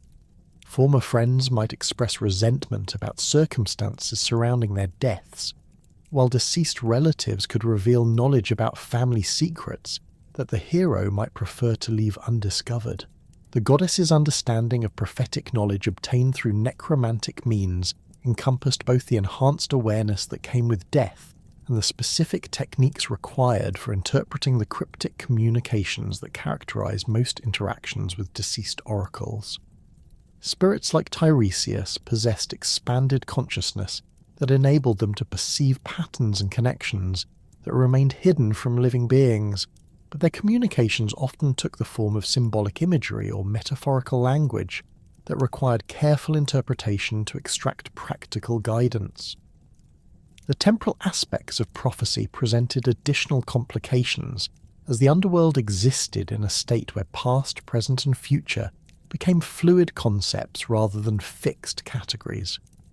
Spirits might describe future events as if they had already occurred, or reference past incidents that would prove relevant to upcoming challenges in ways that became apparent only after the predicted circumstances had manifested. Circe taught Odysseus techniques for organizing and preserving prophetic information that would enable him to recognize its significance when the appropriate situations arose. The ethical considerations surrounding necromantic practices required careful attention to the consent and welfare of the spirits being contacted, as well as the potential consequences for the living world that might result from excessive interference with the natural order. Circe emphasized that communication with the dead should serve purposes that benefited both the spirits and the living participants, avoiding exploitation or manipulation that might disrupt the cosmic balance between life and death. She warned against attempting to compel spirits to provide information against their will, as such coercion could provoke retaliation from underworld authorities who protected the rights of the deceased. The practical applications of knowledge obtained through contact with the dead extended far beyond simple divination to encompass insights into the fundamental nature of existence itself. Spirits who had experienced the transition from life to death possessed unique perspectives on the relationship between consciousness and physical form, the continuity of identity across different states of being, and the ultimate purposes that governed cosmic development. This expanded awareness made them valuable sources of wisdom about philosophical and spiritual questions that living beings could approach only through theoretical speculation. The knowledge that Circe had shared with Odysseus regarding the underworld's mysteries represented only one facet of her extraordinary prophetic abilities, which had developed alongside her pharmaceutical and necromantic expertise during her centuries of exile on Aiaia. The goddess possessed a unique form of foresight that combined inherited divine perception with insights gained through her extensive magical research and her connections to various supernatural realms. Unlike the cryptic utterances typically associated with oracular pronouncements, Circe's prophetic knowledge manifested as detailed awareness of specific future events and their underlying causes, enabling her to provide practical guidance that could mean the difference between survival and destruction for those who sought her counsel. Her prophetic abilities stemmed from multiple sources that converged to create an unprecedented capacity for perceiving future possibilities and their probable outcomes. The solar heritage inherited from her father Helios provided her with the illuminating vision that could penetrate the veils of time just as effectively as it revealed hidden truths in the present moment. This divine sight enabled her to observe the threads of causality that connected current actions to their eventual consequences, tracing the complex web of relationships between seemingly unrelated events across vast spans of time and space. The oceanic influence derived from her mother Perse contributed a different but equally valuable aspect to her prophetic capabilities, granting her awareness of the fluid, ever-changing nature of future possibilities. Where solar vision provided clarity and definition, oceanic perception offered understanding of the currents and tides that shape the flow of events through time. This combination enabled Circe to see not merely what would happen, but how circumstances might be altered through strategic intervention at crucial moments. Her extensive experience with transformation magic had taught her to recognize the fundamental patterns that govern change in all its manifestations, whether physical, spiritual, or temporal. The goddess understood that the future existed in a state of constant flux, with multiple potential outcomes competing for manifestation until specific actions or decisions collapsed the possibilities into singular reality. This insight made her prophecies particularly valuable, as she could identify the critical choice points where intervention might redirect the course of events towards more favourable outcomes. The preparation of prophetic compounds represented one of the most sophisticated applications of Circe's pharmaceutical expertise, requiring ingredients that possessed natural connections to the flow of time and the perception of hidden knowledge. Her collection included specimens of the lotus that grew near the entrance to the Underworld, whose petals contained essences that could expand consciousness beyond the normal limitations of temporal perception.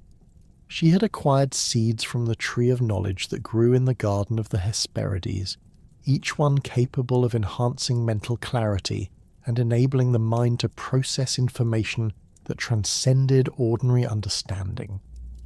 The brewing process for these prophetic preparations demanded precise timing, coordinated with astronomical events that influenced the permeability of temporal boundaries. The conjunction of specific planets created windows of opportunity when the barriers between past, present, and future became sufficiently weakened to allow consciousness to move freely between different temporal states.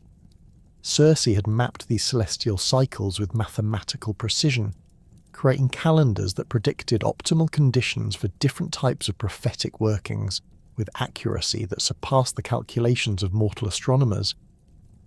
The physical environment of her oracle chamber had been designed to concentrate and focus the subtle energies that facilitated prophetic vision, incorporating architectural elements that served as resonating chambers for temporal vibrations. The room's circular design created harmonic patterns that amplified psychic impressions, while its position at the precise centre of the island ensured maximum exposure to the convergent magical currents that made Aiaia such a powerful location for supernatural workings. Crystals embedded in the chamber's walls had been selected for their ability to store and transmit prophetic impressions, creating a living library of visions that could be accessed and cross-referenced to enhance the accuracy of new predictions. The goddess had developed specialized techniques for interpreting the complex symbolic language through which prophetic knowledge typically manifested, recognizing that future events often appeared in metaphorical or allegorical forms that required careful analysis to extract practical guidance. Her years of experience had taught her to distinguish between literal predictions and symbolic representations, understanding when apparent contradictions actually reflected different aspects of the same underlying reality. This interpretive skill proved crucial for providing useful counsel to those who sought her guidance, as raw prophetic visions often proved more confusing than helpful without proper explanation. When Circe turned her prophetic attention to Odysseus's future journey, the visions that emerged revealed a sequence of supernatural encounters that would test every aspect of the hero's cunning, courage, and leadership abilities. The goddess perceived these challenges not as arbitrary obstacles, but as necessary trials that would complete his transformation from a successful military commander into a figure of legendary wisdom and resilience. Each encounter would require different strategies and resources, demanding adaptability and creative problem-solving that would push his capabilities to their absolute limits.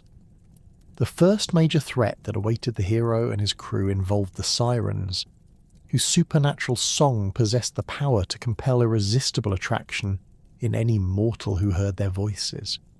Circe's prophetic vision revealed these creatures as beings of extraordinary beauty, whose appearance combined human and avian characteristics in ways that enhanced rather than diminished their appeal. Their faces possessed the classical perfection associated with the most beautiful mortal women, while their bodies featured wings and talons that marked their supernatural nature. Their voices carried harmonics that resonated directly with the deepest desires and unfulfilled longings of their listeners, creating psychological compulsions that proved virtually impossible to resist through willpower alone. The Sirens' island home appeared in Circe's visions as a deceptively pleasant location that concealed evidence of their deadly nature beneath a facade of natural beauty. Lush vegetation covered the rocky shores, while crystal-clear waters reflected the azure sky in patterns that seemed to invite peaceful contemplation. However, careful observation revealed the bleached bones of countless previous victims scattered among the flowering plants, their remains serving as grim testimony to the fate that awaited those who succumbed to the creature's enchantment. The mechanism by which the siren song achieved its deadly effect operated through psychological manipulation that exploited the fundamental human desire for knowledge and recognition. Their verses promised to reveal hidden truths about the listener's past accomplishments and future destiny, offering insights that would satisfy the deepest intellectual curiosity while providing validation for personal achievements that might otherwise go unrecognized. The song's appeal proved particularly potent for individuals like Odysseus, whose intelligence and strategic abilities had earned them fame, but also isolated them from others who could fully appreciate their capabilities. Circe's prophetic knowledge revealed that the Sirens possessed detailed awareness of Odysseus's role in the fall of Troy, including strategic decisions and tactical innovations that had remained secret even from his closest companions. Their song would reference specific incidents from the siege that only the hero himself could have known, creating authentication that would make their promises of additional revelations seem credible and irresistible. The creatures understood that intellectual pride represented Odysseus's greatest vulnerability, making their offer of exclusive knowledge far more tempting than simple appeals to physical desires or material rewards. The protective measures that Circe prescribed for surviving the Sirens' encounter required careful preparation and absolute adherence to specific procedures that would prevent the crew from hearing the deadly song while allowing Odysseus himself to experience it safely. The goddess provided beeswax that had been harvested from her own supernatural hives, where the insects had fed exclusively on flowers that possessed sound-dampening properties. This wax would create an impermeable barrier against auditory enchantment when properly applied to the ears of the crew members, though its effectiveness depended upon complete coverage that left no gaps through which sound might penetrate. For Odysseus himself, who insisted upon hearing the siren's song despite understanding its dangers, Circe prescribed a more complex solution that would satisfy his curiosity while preventing him from acting upon the compulsions their voices would create. The hero would need to be bound securely to his ship's mast using ropes that had been treated with compounds that would tighten automatically in response to physical struggle, making escape impossible regardless of the strength that supernatural compulsion might provide. His crew would receive strict instructions to ignore any orders he might give while under the Sirens' influence, maintaining their course regardless of his protests or demands.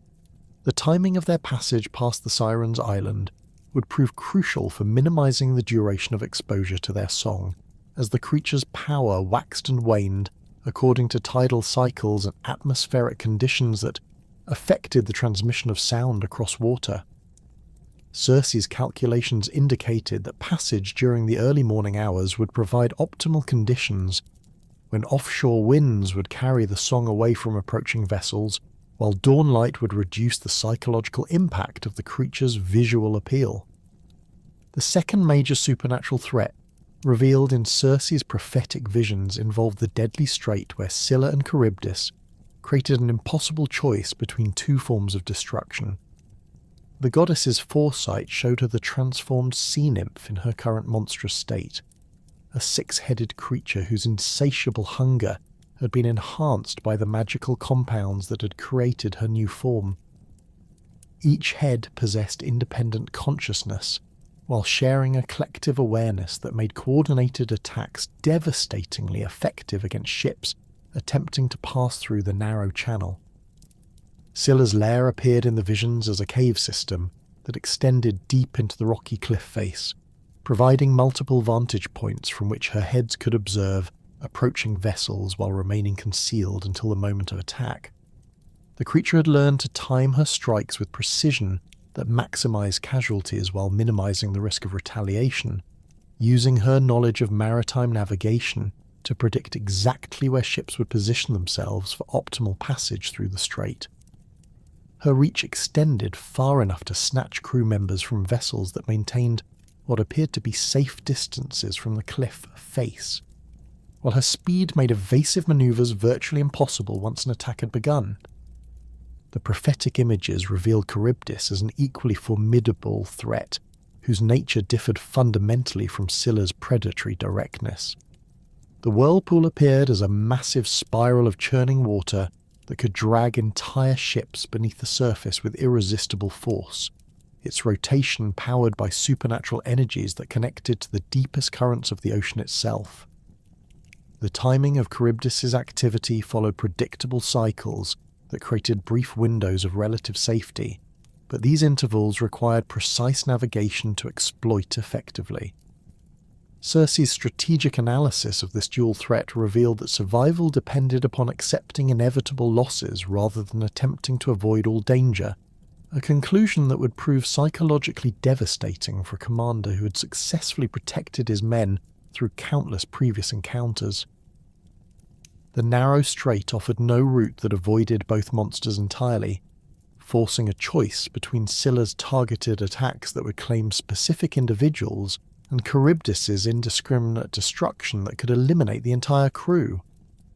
The goddess's prophetic calculations indicated that passage closer to Scylla's cliff would result in the loss of 6 men, one to each of the monster's heads, while attempting to avoid her reach would bring the ship within range of Charybdis's fatal embrace.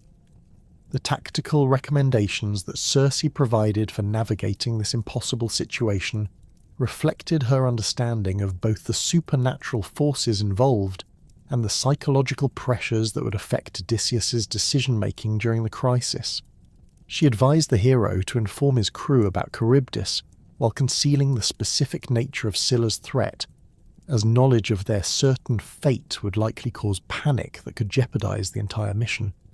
The men needed to maintain focus and discipline during the passage, requirements that would become impossible if they understood that some of them were destined to die regardless of their actions or preparations.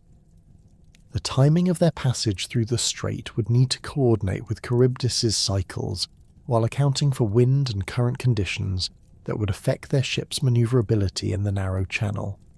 Circe's prophetic knowledge revealed the optimal moment for beginning their approach, when the whirlpool's activity would be at its minimum, while atmospheric conditions provided favourable winds for rapid transit. The goddess emphasized that hesitation or delay would prove fatal, as the window of opportunity would remain open for only a brief period before conditions shifted to favour the monsters. The third and most complex challenge revealed in Circe's visions involved the island of Thrinacia. where the sacred cattle of Helios presented a test of discipline and leadership that would determine the ultimate fate of Odysseus's remaining crew. The prophetic images showed these animals as creatures of extraordinary beauty and vitality, their golden hides reflecting sunlight with an intensity that marked their divine nature. Each beast possessed intelligence that exceeded normal bovine awareness, while their eyes held depths that suggested direct connection to their divine owner's consciousness.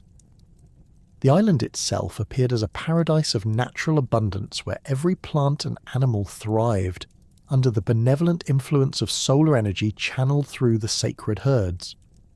Grasses grew with supernatural vigour, providing ideal pasturage for the divine cattle, while fruit trees bore harvests that ripened continuously throughout the year. Springs of crystal clear water bubbled from rocky outcroppings, their sources connected to underground streams that carried the life-giving essence of Helios's power throughout the island's ecosystem. Circe's prophetic awareness revealed that the sacred cattle served functions that extended far beyond simple livestock, acting as living conduits for their divine owner's power while maintaining cosmic balances that affected weather patterns throughout the Mediterranean region. Their presence on Thrinacia created a zone of supernatural stability where storms could not form and destructive forces found no purchase, making the island a refuge that offered safety and abundance to any visitors who respected its sacred nature. The prohibition against harming these divine animals carried consequences that reflected Helios's position within the cosmic hierarchy and his relationships with other Olympian deities. The sun god's anger, once aroused by violation of his sacred property, would manifest through disruptions to natural cycles that could affect entire regions with drought, unseasonable storms, or other meteorological disasters. Zeus himself would be compelled to support his fellow Olympians' demand for justice, ensuring that punishment for such sacrilege would prove both swift and devastating. The prophetic visions revealed the specific circumstances that would lead to the crew's eventual violation of this divine prohibition, showing how hunger, desperation, and poor leadership would combine to create a situation where the men would choose immediate survival over long-term consequences. Odysseus would be absent during the critical period, drawn away by circumstances that prevented him from maintaining the discipline necessary to prevent his crew's fatal decision. The hero's temporary absence would create a leadership vacuum that his lieutenant Glaucus would fill with advice that prioritized short-term survival over respect for divine authority. The magical instructions that Circe provided for avoiding this catastrophic outcome focused on maintaining crew morale and discipline through alternative sources of sustenance that would eliminate the temptation to slaughter the sacred cattle. The goddess prepared special provisions that would retain their nutritional value indefinitely, while providing psychological satisfaction that matched conventional food sources. These supplies would sustain the crew through extended periods of isolation, while maintaining their physical strength and mental clarity. The prophetic knowledge also revealed specific weather patterns and seasonal cycles that would affect conditions on Thrinacia, enabling Odysseus to plan his visit during periods when natural food sources would be most abundant and the psychological pressure to consume the sacred cattle would be minimized. Circe's calculations showed optimal timing for departure that would avoid the storm systems that might strand the crew on the island for extended periods, reducing the likelihood that desperation would overcome their respect for divine prohibition. The goddess's role as divine mentor reached its culmination in her detailed explanation of how these three supernatural encounters connected to larger patterns of divine justice and heroic development that would determine Odysseus's ultimate destiny. Each challenge represented a specific test of different aspects of his character and capabilities, with success or failure affecting not only his immediate survival, but his long-term reputation and the legacy he would leave for future generations. The Sirens would test his intellectual humility and his ability to accept limitations on his desire for knowledge, while Scylla and Charybdis would challenge his capacity to make difficult decisions that required accepting inevitable losses for the greater good. The sacred cattle of Helios represented the ultimate test of leadership and moral authority, requiring Odysseus to maintain his crew's discipline and respect for divine law even under the most desperate circumstances. The prophetic visions reveal that this final challenge would prove decisive for determining which members of his crew possessed the character necessary to complete the journey home, with those who violated divine prohibition facing consequences that would prevent their return to Ithaca. The intimate bond that had developed between Circe and Odysseus during his year-long sojourn on Aiaia bore fruit in ways that neither had initially anticipated, as their union produced offspring whose divine mortal heritage would carry profound implications for both their immediate family and the broader patterns of fate that governed heroic destinies. The conception of their son Telegonus occurred during the height of their romantic attachment, when the goddess had temporarily set aside her usual caution regarding the consequences of bearing children with mortal partners. The intensity of her affection for the Ithacan king had overcome her awareness of the tragic patterns that typically characterized relationships between divine beings and mortal heroes. Telegonus emerged from his mother's womb displaying physical characteristics that clearly marked his dual heritage, possessing the robust constitution of his heroic father, combined with subtle manifestations of divine power inherited from Circe's supernatural lineage. His eyes held depths that reflected the oceanic influences of his maternal grandmother Perse, shifting between blue and green according to his emotional states in ways that exceeded normal human variation. His hair grew with the golden highlights associated with solar deities, catching and reflecting light with an intensity that suggested internal luminescence rather than mere surface reflection. The infant's supernatural nature manifested through abilities that developed far more rapidly than normal human children typically displayed, demonstrating cognitive awareness and physical coordination that surpassed conventional developmental milestones.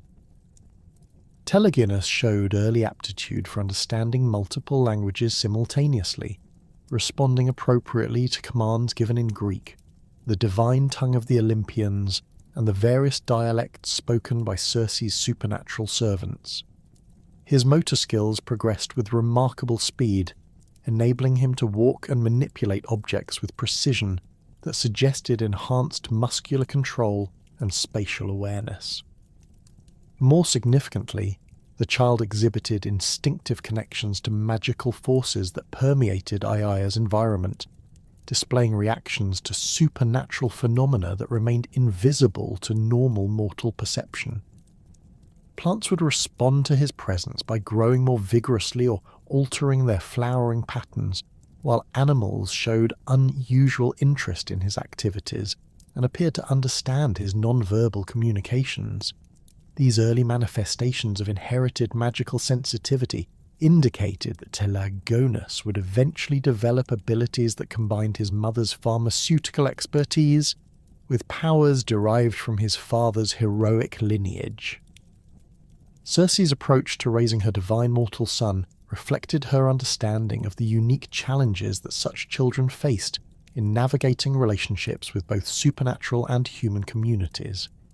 She recognized that Telegonus would need to develop skills for surviving in environments where his mixed heritage might be viewed with suspicion or hostility, while also learning to harness his inherited abilities in ways that would serve constructive rather than destructive purposes. The goddess drew upon her extensive knowledge of heroic traditions and divine politics to design an educational program that would prepare her son for the complex destiny that awaited him. The child's early education encompassed both practical skills that would enable him to function effectively in mortal society and theoretical knowledge about supernatural forces that would help him understand and control his inherited abilities. Circe taught him the fundamentals of seamanship and navigation that had made his father famous throughout the Mediterranean world. while also instructing him in the botanical arts that formed the foundation of her own magical practice. Telegonus learned to identify plants by their magical properties as readily as by their physical appearance, developing an intuitive understanding of the relationships between natural phenomena and supernatural influences.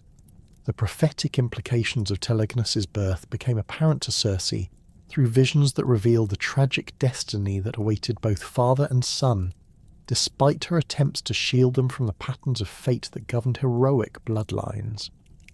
The goddess perceived that her child would eventually seek out his father, driven by inherited traits that would compel him to prove himself worthy of his heroic lineage through deeds that demonstrated both courage and skill. This quest would lead to a confrontation that neither participant would recognize until too late, resulting in the fulfillment of ancient prophecies that had long foretold Odysseus's death at the hands of his own offspring. The specific circumstances of this prophesied encounter emerged from Circe's supernatural foresight as a sequence of misunderstandings and mistaken identities that would transform what should have been a joyful reunion into a tragic conflict. Telegonus would approach Ithaca as a stranger seeking audience with the king, his identity unknown to the palace guards and household servants who had never been informed of his existence. His foreign appearance and supernatural abilities would mark him as a potential threat, while his determination to meet Odysseus would be interpreted as hostile intent by defenders who had grown suspicious of unexpected visitors during their master's long absence. The weapon that would prove fatal in this encounter already existed in Circe's armory, crafted from materials that combined her magical expertise with artifacts inherited from her divine ancestors. The spear's shaft had been carved from wood taken from trees that grew in the garden of the Hesperides, where the golden apples of immortality ripened under the care of Atlas's daughters. This timber possessed properties that enabled it to pierce any armor or protective magic, while its supernatural origin ensured that wounds inflicted by weapons crafted from it would prove impossible to heal through conventional means. The spear's point consisted of a stingray barb that had been enhanced through alchemical processes that concentrated its natural toxins while adding magical properties that would prove lethal even to beings with heroic resistance to poison. Circe had obtained this material from creatures that inhabited the deepest parts of the Mediterranean, where they had absorbed supernatural influences that transformed their natural venom into substances capable of affecting divine beings. The barb's curved shape and serrated edges would ensure that any wound it inflicted would prove both painful and ultimately fatal, as the enhanced toxins would spread through the victim's system faster than any antidote could neutralize them. The prophecies surrounding this weapon specified that it would be wielded by a son against his father, fulfilling ancient curses that had been pronounced against Odysseus for his various offences against divine authority during his journey home from Troy. The hero's blinding of Polyphemus had earned him the enmity of Poseidon, while his prideful boasting about his tactical achievements had offended other deities who valued humility in mortal heroes. These accumulated grievances would find their resolution through the tragic irony of a father's death at his son's hands, despite the love that should have protected them both from such a fate. The broader implications of Telegonus's birth extended beyond the immediate family tragedy to encompass questions about the nature of heroic inheritance and the responsibilities that divine beings bore for the consequences of their relationships with mortals. Circe's decision to bear Odysseus's child had been motivated by genuine affection rather than strategic calculation, yet the resulting offspring would become an instrument of divine justice that would punish the hero's accumulated offences through the cruelest possible means. The goddess found herself trapped between her love for both father and son and her awareness that their mutual destruction served purposes that transcended personal happiness. Various mythological traditions preserve different accounts of other potential offspring from Circe's unions with divine or heroic figures, reflecting the widespread recognition of her fertility and the political significance that attached to children who could claim descent from such a powerful sorceress. Roman mythological sources described Latinus as another son of the goddess, conceived during an encounter with an unknown divine partner whose identity remained deliberately obscured in the surviving accounts. This figure would eventually become king of the Latins, establishing a royal dynasty that would play crucial roles in the legendary history of early Italy. The character of Latinus, as depicted in these traditions, displayed characteristics that reflected his maternal heritage, while adapting to the specific cultural requirements of his Italian context. His wisdom in matters of governance and his ability to negotiate peaceful solutions to territorial disputes suggested inherited diplomatic skills that echoed Circe's own capacity for managing complex relationships between different supernatural and mortal communities. His kingdom prospered under his rule, developing agricultural techniques and trade relationships that demonstrated practical applications of knowledge derived from his mother's botanical expertise.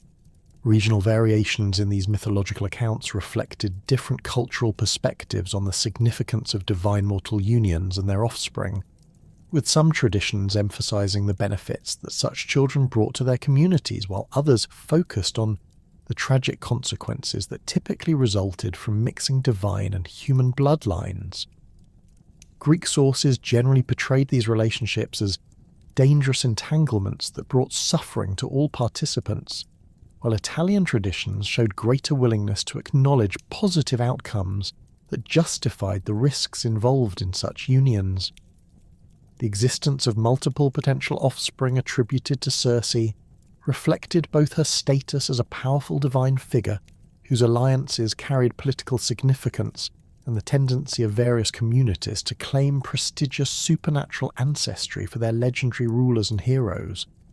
These genealogical claims served important cultural functions by establishing connections between local traditions and the broader mythological framework that provided meaning and context for Mediterranean civilizations. The goddess's reputation as a transformer of mortals made her particularly suitable as an ancestral figure for rulers who needed to justify their authority through supernatural legitimacy.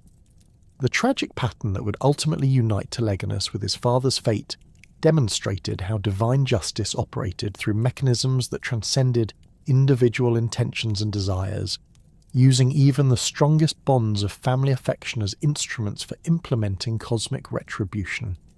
Circe's role in these events encompassed both maternal protector and unwitting agent of destiny, as her love for Odysseus had created the very instrument that would destroy him. The goddess's awareness of this approaching tragedy filled her with anguish that combined personal grief with recognition of her powerlessness to alter patterns that had been established by forces greater than her individual will. The preparation of Telegonus for his eventual departure from Aiaia required Circe to balance her desire to protect him, with her understanding that his destiny demanded he seek out his father, regardless of the consequences. She equipped him with weapons and magical protections that would enable him to survive the various supernatural and mortal threats he would encounter during his journey, while also providing him with information about Odysseus's character and achievements that would help him understand the heroic heritage he had inherited. The goddess's instructions emphasized the importance of approaching his father with proper respect and diplomatic courtesy, though she knew that circumstances would prevent such idealized encounters from occurring. The magical protections that Circe wove around her son included amulets that would shield him from hostile magic while enhancing his natural abilities to levels that would enable him to compete successfully with other heroes of his generation. She prepared compounds that would heal wounds and neutralize poisons, though these preparations would prove insufficient against the supernatural forces that would ultimately claim both father and son. Her most powerful protective spells focused on preserving his essential identity and purpose, even under extreme duress, ensuring that he would remain true to his heroic nature regardless of the challenges he faced. The emotional complexity of Circe's position as both loving mother and instrument of cosmic justice created internal conflicts that would torment her throughout the period leading up to the prophesied tragedy. Her supernatural foresight made it impossible for her to maintain illusions about the eventual outcome of Telegonus's quest, yet her maternal instincts demanded that she provide him with every possible advantage for success in his endeavours. The goddess found herself simultaneously preparing her son for heroic achievements and for the tragic fate that would result from his greatest success in locating and confronting his father. The divine nature of her offspring ensured that Telegonus would possess capabilities that exceeded those of normal mortal heroes. Yet these enhanced abilities would prove insufficient to overcome the patterns of fate that had been established through his parents' previous actions and relationships. His supernatural strength and magical resistance would enable him to survive encounters that would destroy ordinary mortals, but they would also make him a more formidable opponent when he eventually faced Odysseus in combat. The tragic irony of the situation lay in the fact that the very gifts his mother had given him to ensure his survival would ultimately make him capable of fulfilling the prophecy that demanded his father's death. The broader mythological significance of Telegonus' story reflected ancient Greek understanding of how divine justice operated. Through generational cycles that connected the actions of parents to the fates of their children, heroes who offended the gods during their lifetimes could expect retribution that might not manifest until the next generation, when their offspring would become unwitting instruments of cosmic vengeance.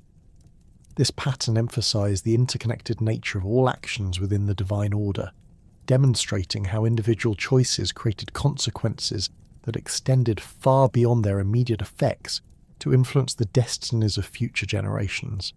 The tragic destiny that would ultimately unite Telegonus with his father's fate represented merely one thread in the vast tapestry of Circe's enduring influence upon the mythological landscape of the ancient world. While mortal heroes rose and fell according to the brief spans allotted to human existence, the goddess herself continued her eternal vigil on Aiaia, her powers growing ever more refined and her understanding of cosmic forces deepening with each passing century. Her immortal nature ensured that the magical techniques she had developed and the transformative principles she had mastered would persist long after the heroic age had faded into legend, establishing her as a permanent fixture in the supernatural geography of the Mediterranean world.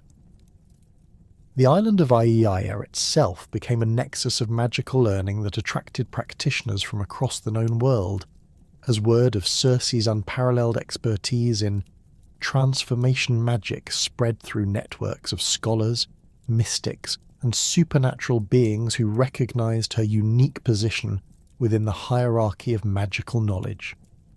Unlike the mystery schools that jealously guarded their secrets, or the temple complexes that restricted access to their divine wisdom, Circe's domain offered opportunities for genuine advancement in magical understanding to those who could demonstrate both the intellectual capacity to comprehend her teachings and the moral character to employ such knowledge responsibly.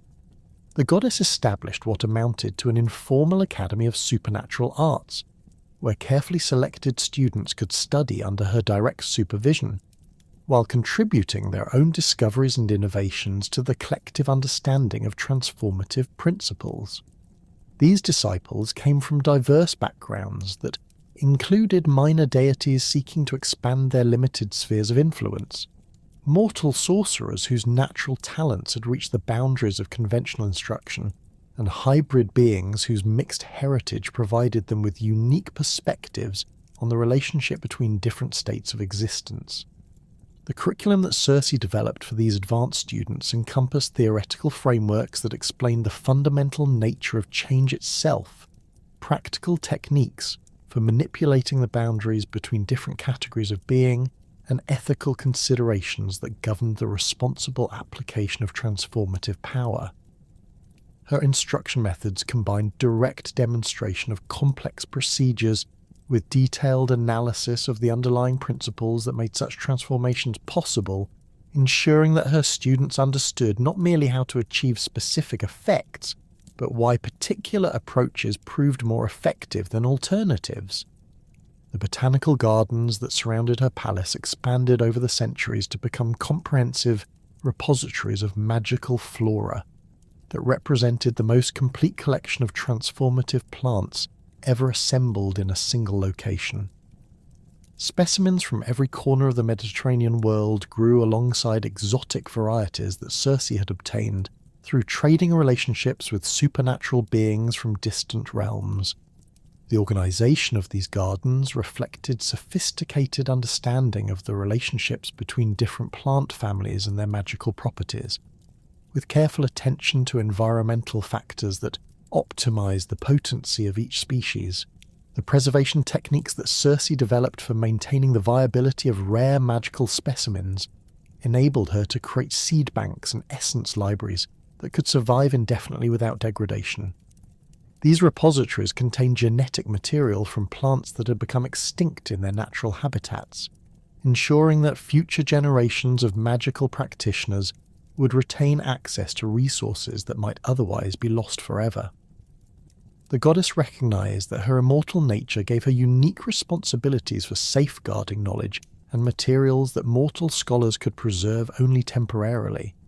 Her influence upon subsequent magical traditions manifested through the dissemination of techniques and theoretical frameworks that her students carried back to their own communities and practice groups.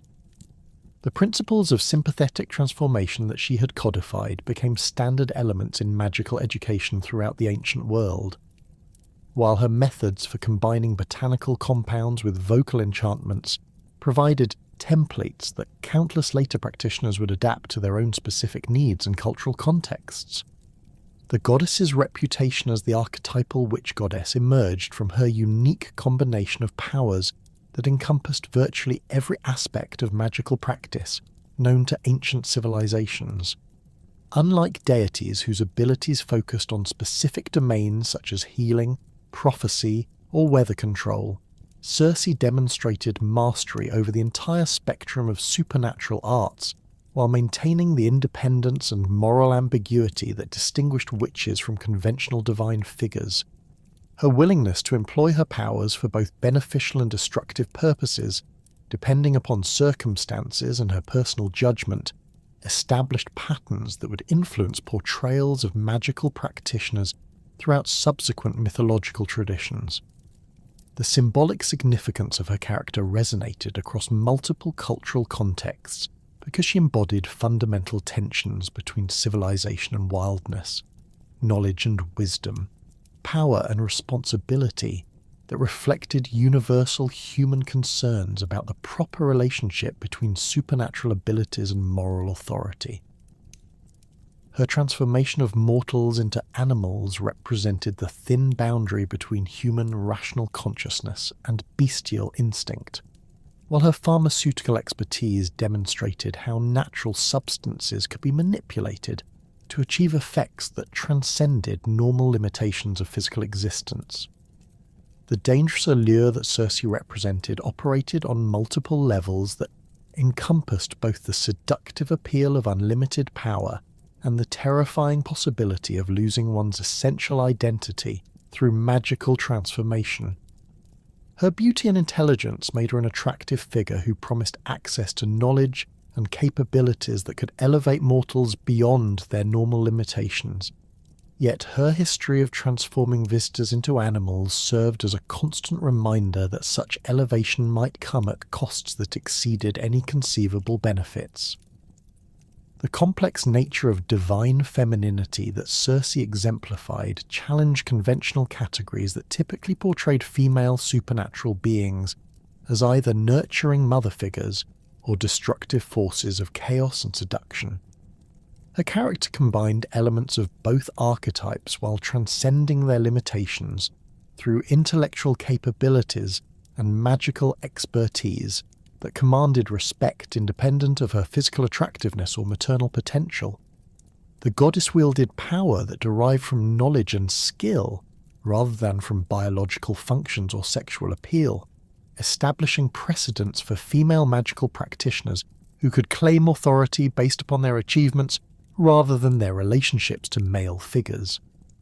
Her interactions with male heroes revealed the inadequacy of conventional gender roles, when applied to beings who possessed supernatural abilities that transcended normal human limitations. Odysseus had succeeded in resisting her initial attempts at transformation, not through superior masculine strength or authority, but through divine protection and tactical intelligence that enabled him to match her magical capabilities with his own supernatural resources. Their subsequent romantic relationship had developed from mutual respect between equals rather than from traditional patterns of male dominance or female submission. The enduring fascination that Circe's story held for ancient audiences reflected deeper concerns about the relationship between knowledge and power that remained relevant across different historical periods and cultural contexts. Her pharmaceutical expertise represented the double-edged nature of scientific understanding that could be employed for either healing or harm, depending upon the practitioner's intentions and moral character. The goddess's willingness to use her knowledge for revenge against those who had wronged her demonstrated how intellectual achievements could become dangerous when divorced from ethical considerations that prioritized the welfare of others. The transformation magic that served as a signature ability provided metaphors for psychological and spiritual changes that individuals underwent during processes of personal development or moral education. The reduction of proud warriors to the level of swine illustrated how arrogance and self-indulgence could strip away the rational faculties that distinguished humans from beasts, while the possibility of restoration suggested that such degradation need not prove permanent for those willing to acknowledge their errors and accept guidance from wiser authorities. The prophetic knowledge that Circe possessed regarding future events and their underlying causes established her as a figure who bridged temporal boundaries just as effectively as she crossed the divisions between different states of physical existence.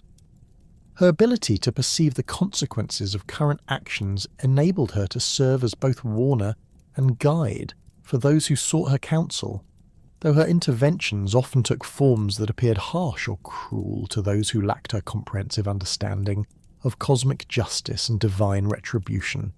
The island of Aiaia continued to serve as a sanctuary where the normal rules governing interactions between mortals and immortals remained suspended, creating a liminal space where transformation and revelation could occur according to principles that differed from those operating in conventional divine or human territories. Visitors who approached the goddess with proper respect and genuine desire for knowledge could expect to receive instruction and assistance that would enhance their capabilities and understanding, while those who came with hostile intentions or deceptive purposes would face consequences that reflected their true character and motivations. The magical protections that surrounded the island ensured that Circe's domain would remain accessible to worthy seekers, while remaining hidden from those who might abuse the knowledge and resources it contained. These barriers operated through sophisticated illusion techniques that caused the island to appear as an ordinary geographical feature to casual observers, while revealing its true nature only to individuals whose spiritual development had progressed sufficiently to handle exposure to concentrated supernatural forces. The goddess's role as keeper of transformative wisdom positioned her as a crucial figure in the cosmic order, who maintained balances between opposing forces that might otherwise destabilize the entire mythological framework. Her willingness to punish hubris and reward genuine virtue provided corrective mechanisms that prevented the accumulation of injustices that could threaten the fundamental principles underlying divine governance of mortal affairs. Yet her capacity for mercy and her genuine affection for those who proved worthy of her regard demonstrated that justice need not preclude compassion or forgiveness.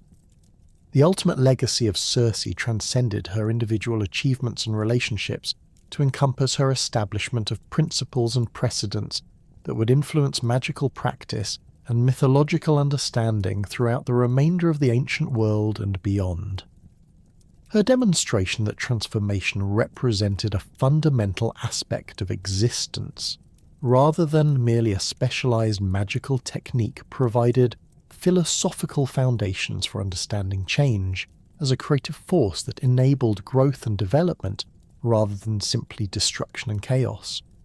The goddess's combination of intellectual rigour with intuitive understanding created methodological approaches to magical practice that balanced systematic investigation with recognition of mysteries that exceeded rational comprehension. Her students learned to apply scientific principles to supernatural phenomena while maintaining humility regarding the limitations of mortal understanding and the need for continued learning and development throughout their careers as magical practitioners. As the centuries passed and the heroic age gradually faded into historical memory, Circe remained on her enchanted island, continuing her research into the deepest mysteries of existence, while serving as a bridge between the ancient world of primordial forces and the emerging civilizations that would eventually dominate the Mediterranean basin. Her immortal presence ensured that the wisdom accumulated during the Age of Heroes would not be entirely lost, preserved instead in the living memory of one who had witnessed the great events and participated in the fundamental transformations that had shaped the mythological landscape. The eternal sorceress thus embodied both the terror and wisdom of supernatural power, remaining forever poised between destruction and salvation, as circumstances and the character of those who encountered her demanded. Her legacy endured not merely through the stories told about her exploits, but through the continuing influence of the magical principles she had established and the transformative knowledge she had preserved for future generations who would inherit both the benefits and responsibilities that came with access to such profound understanding of the hidden forces that governed existence itself.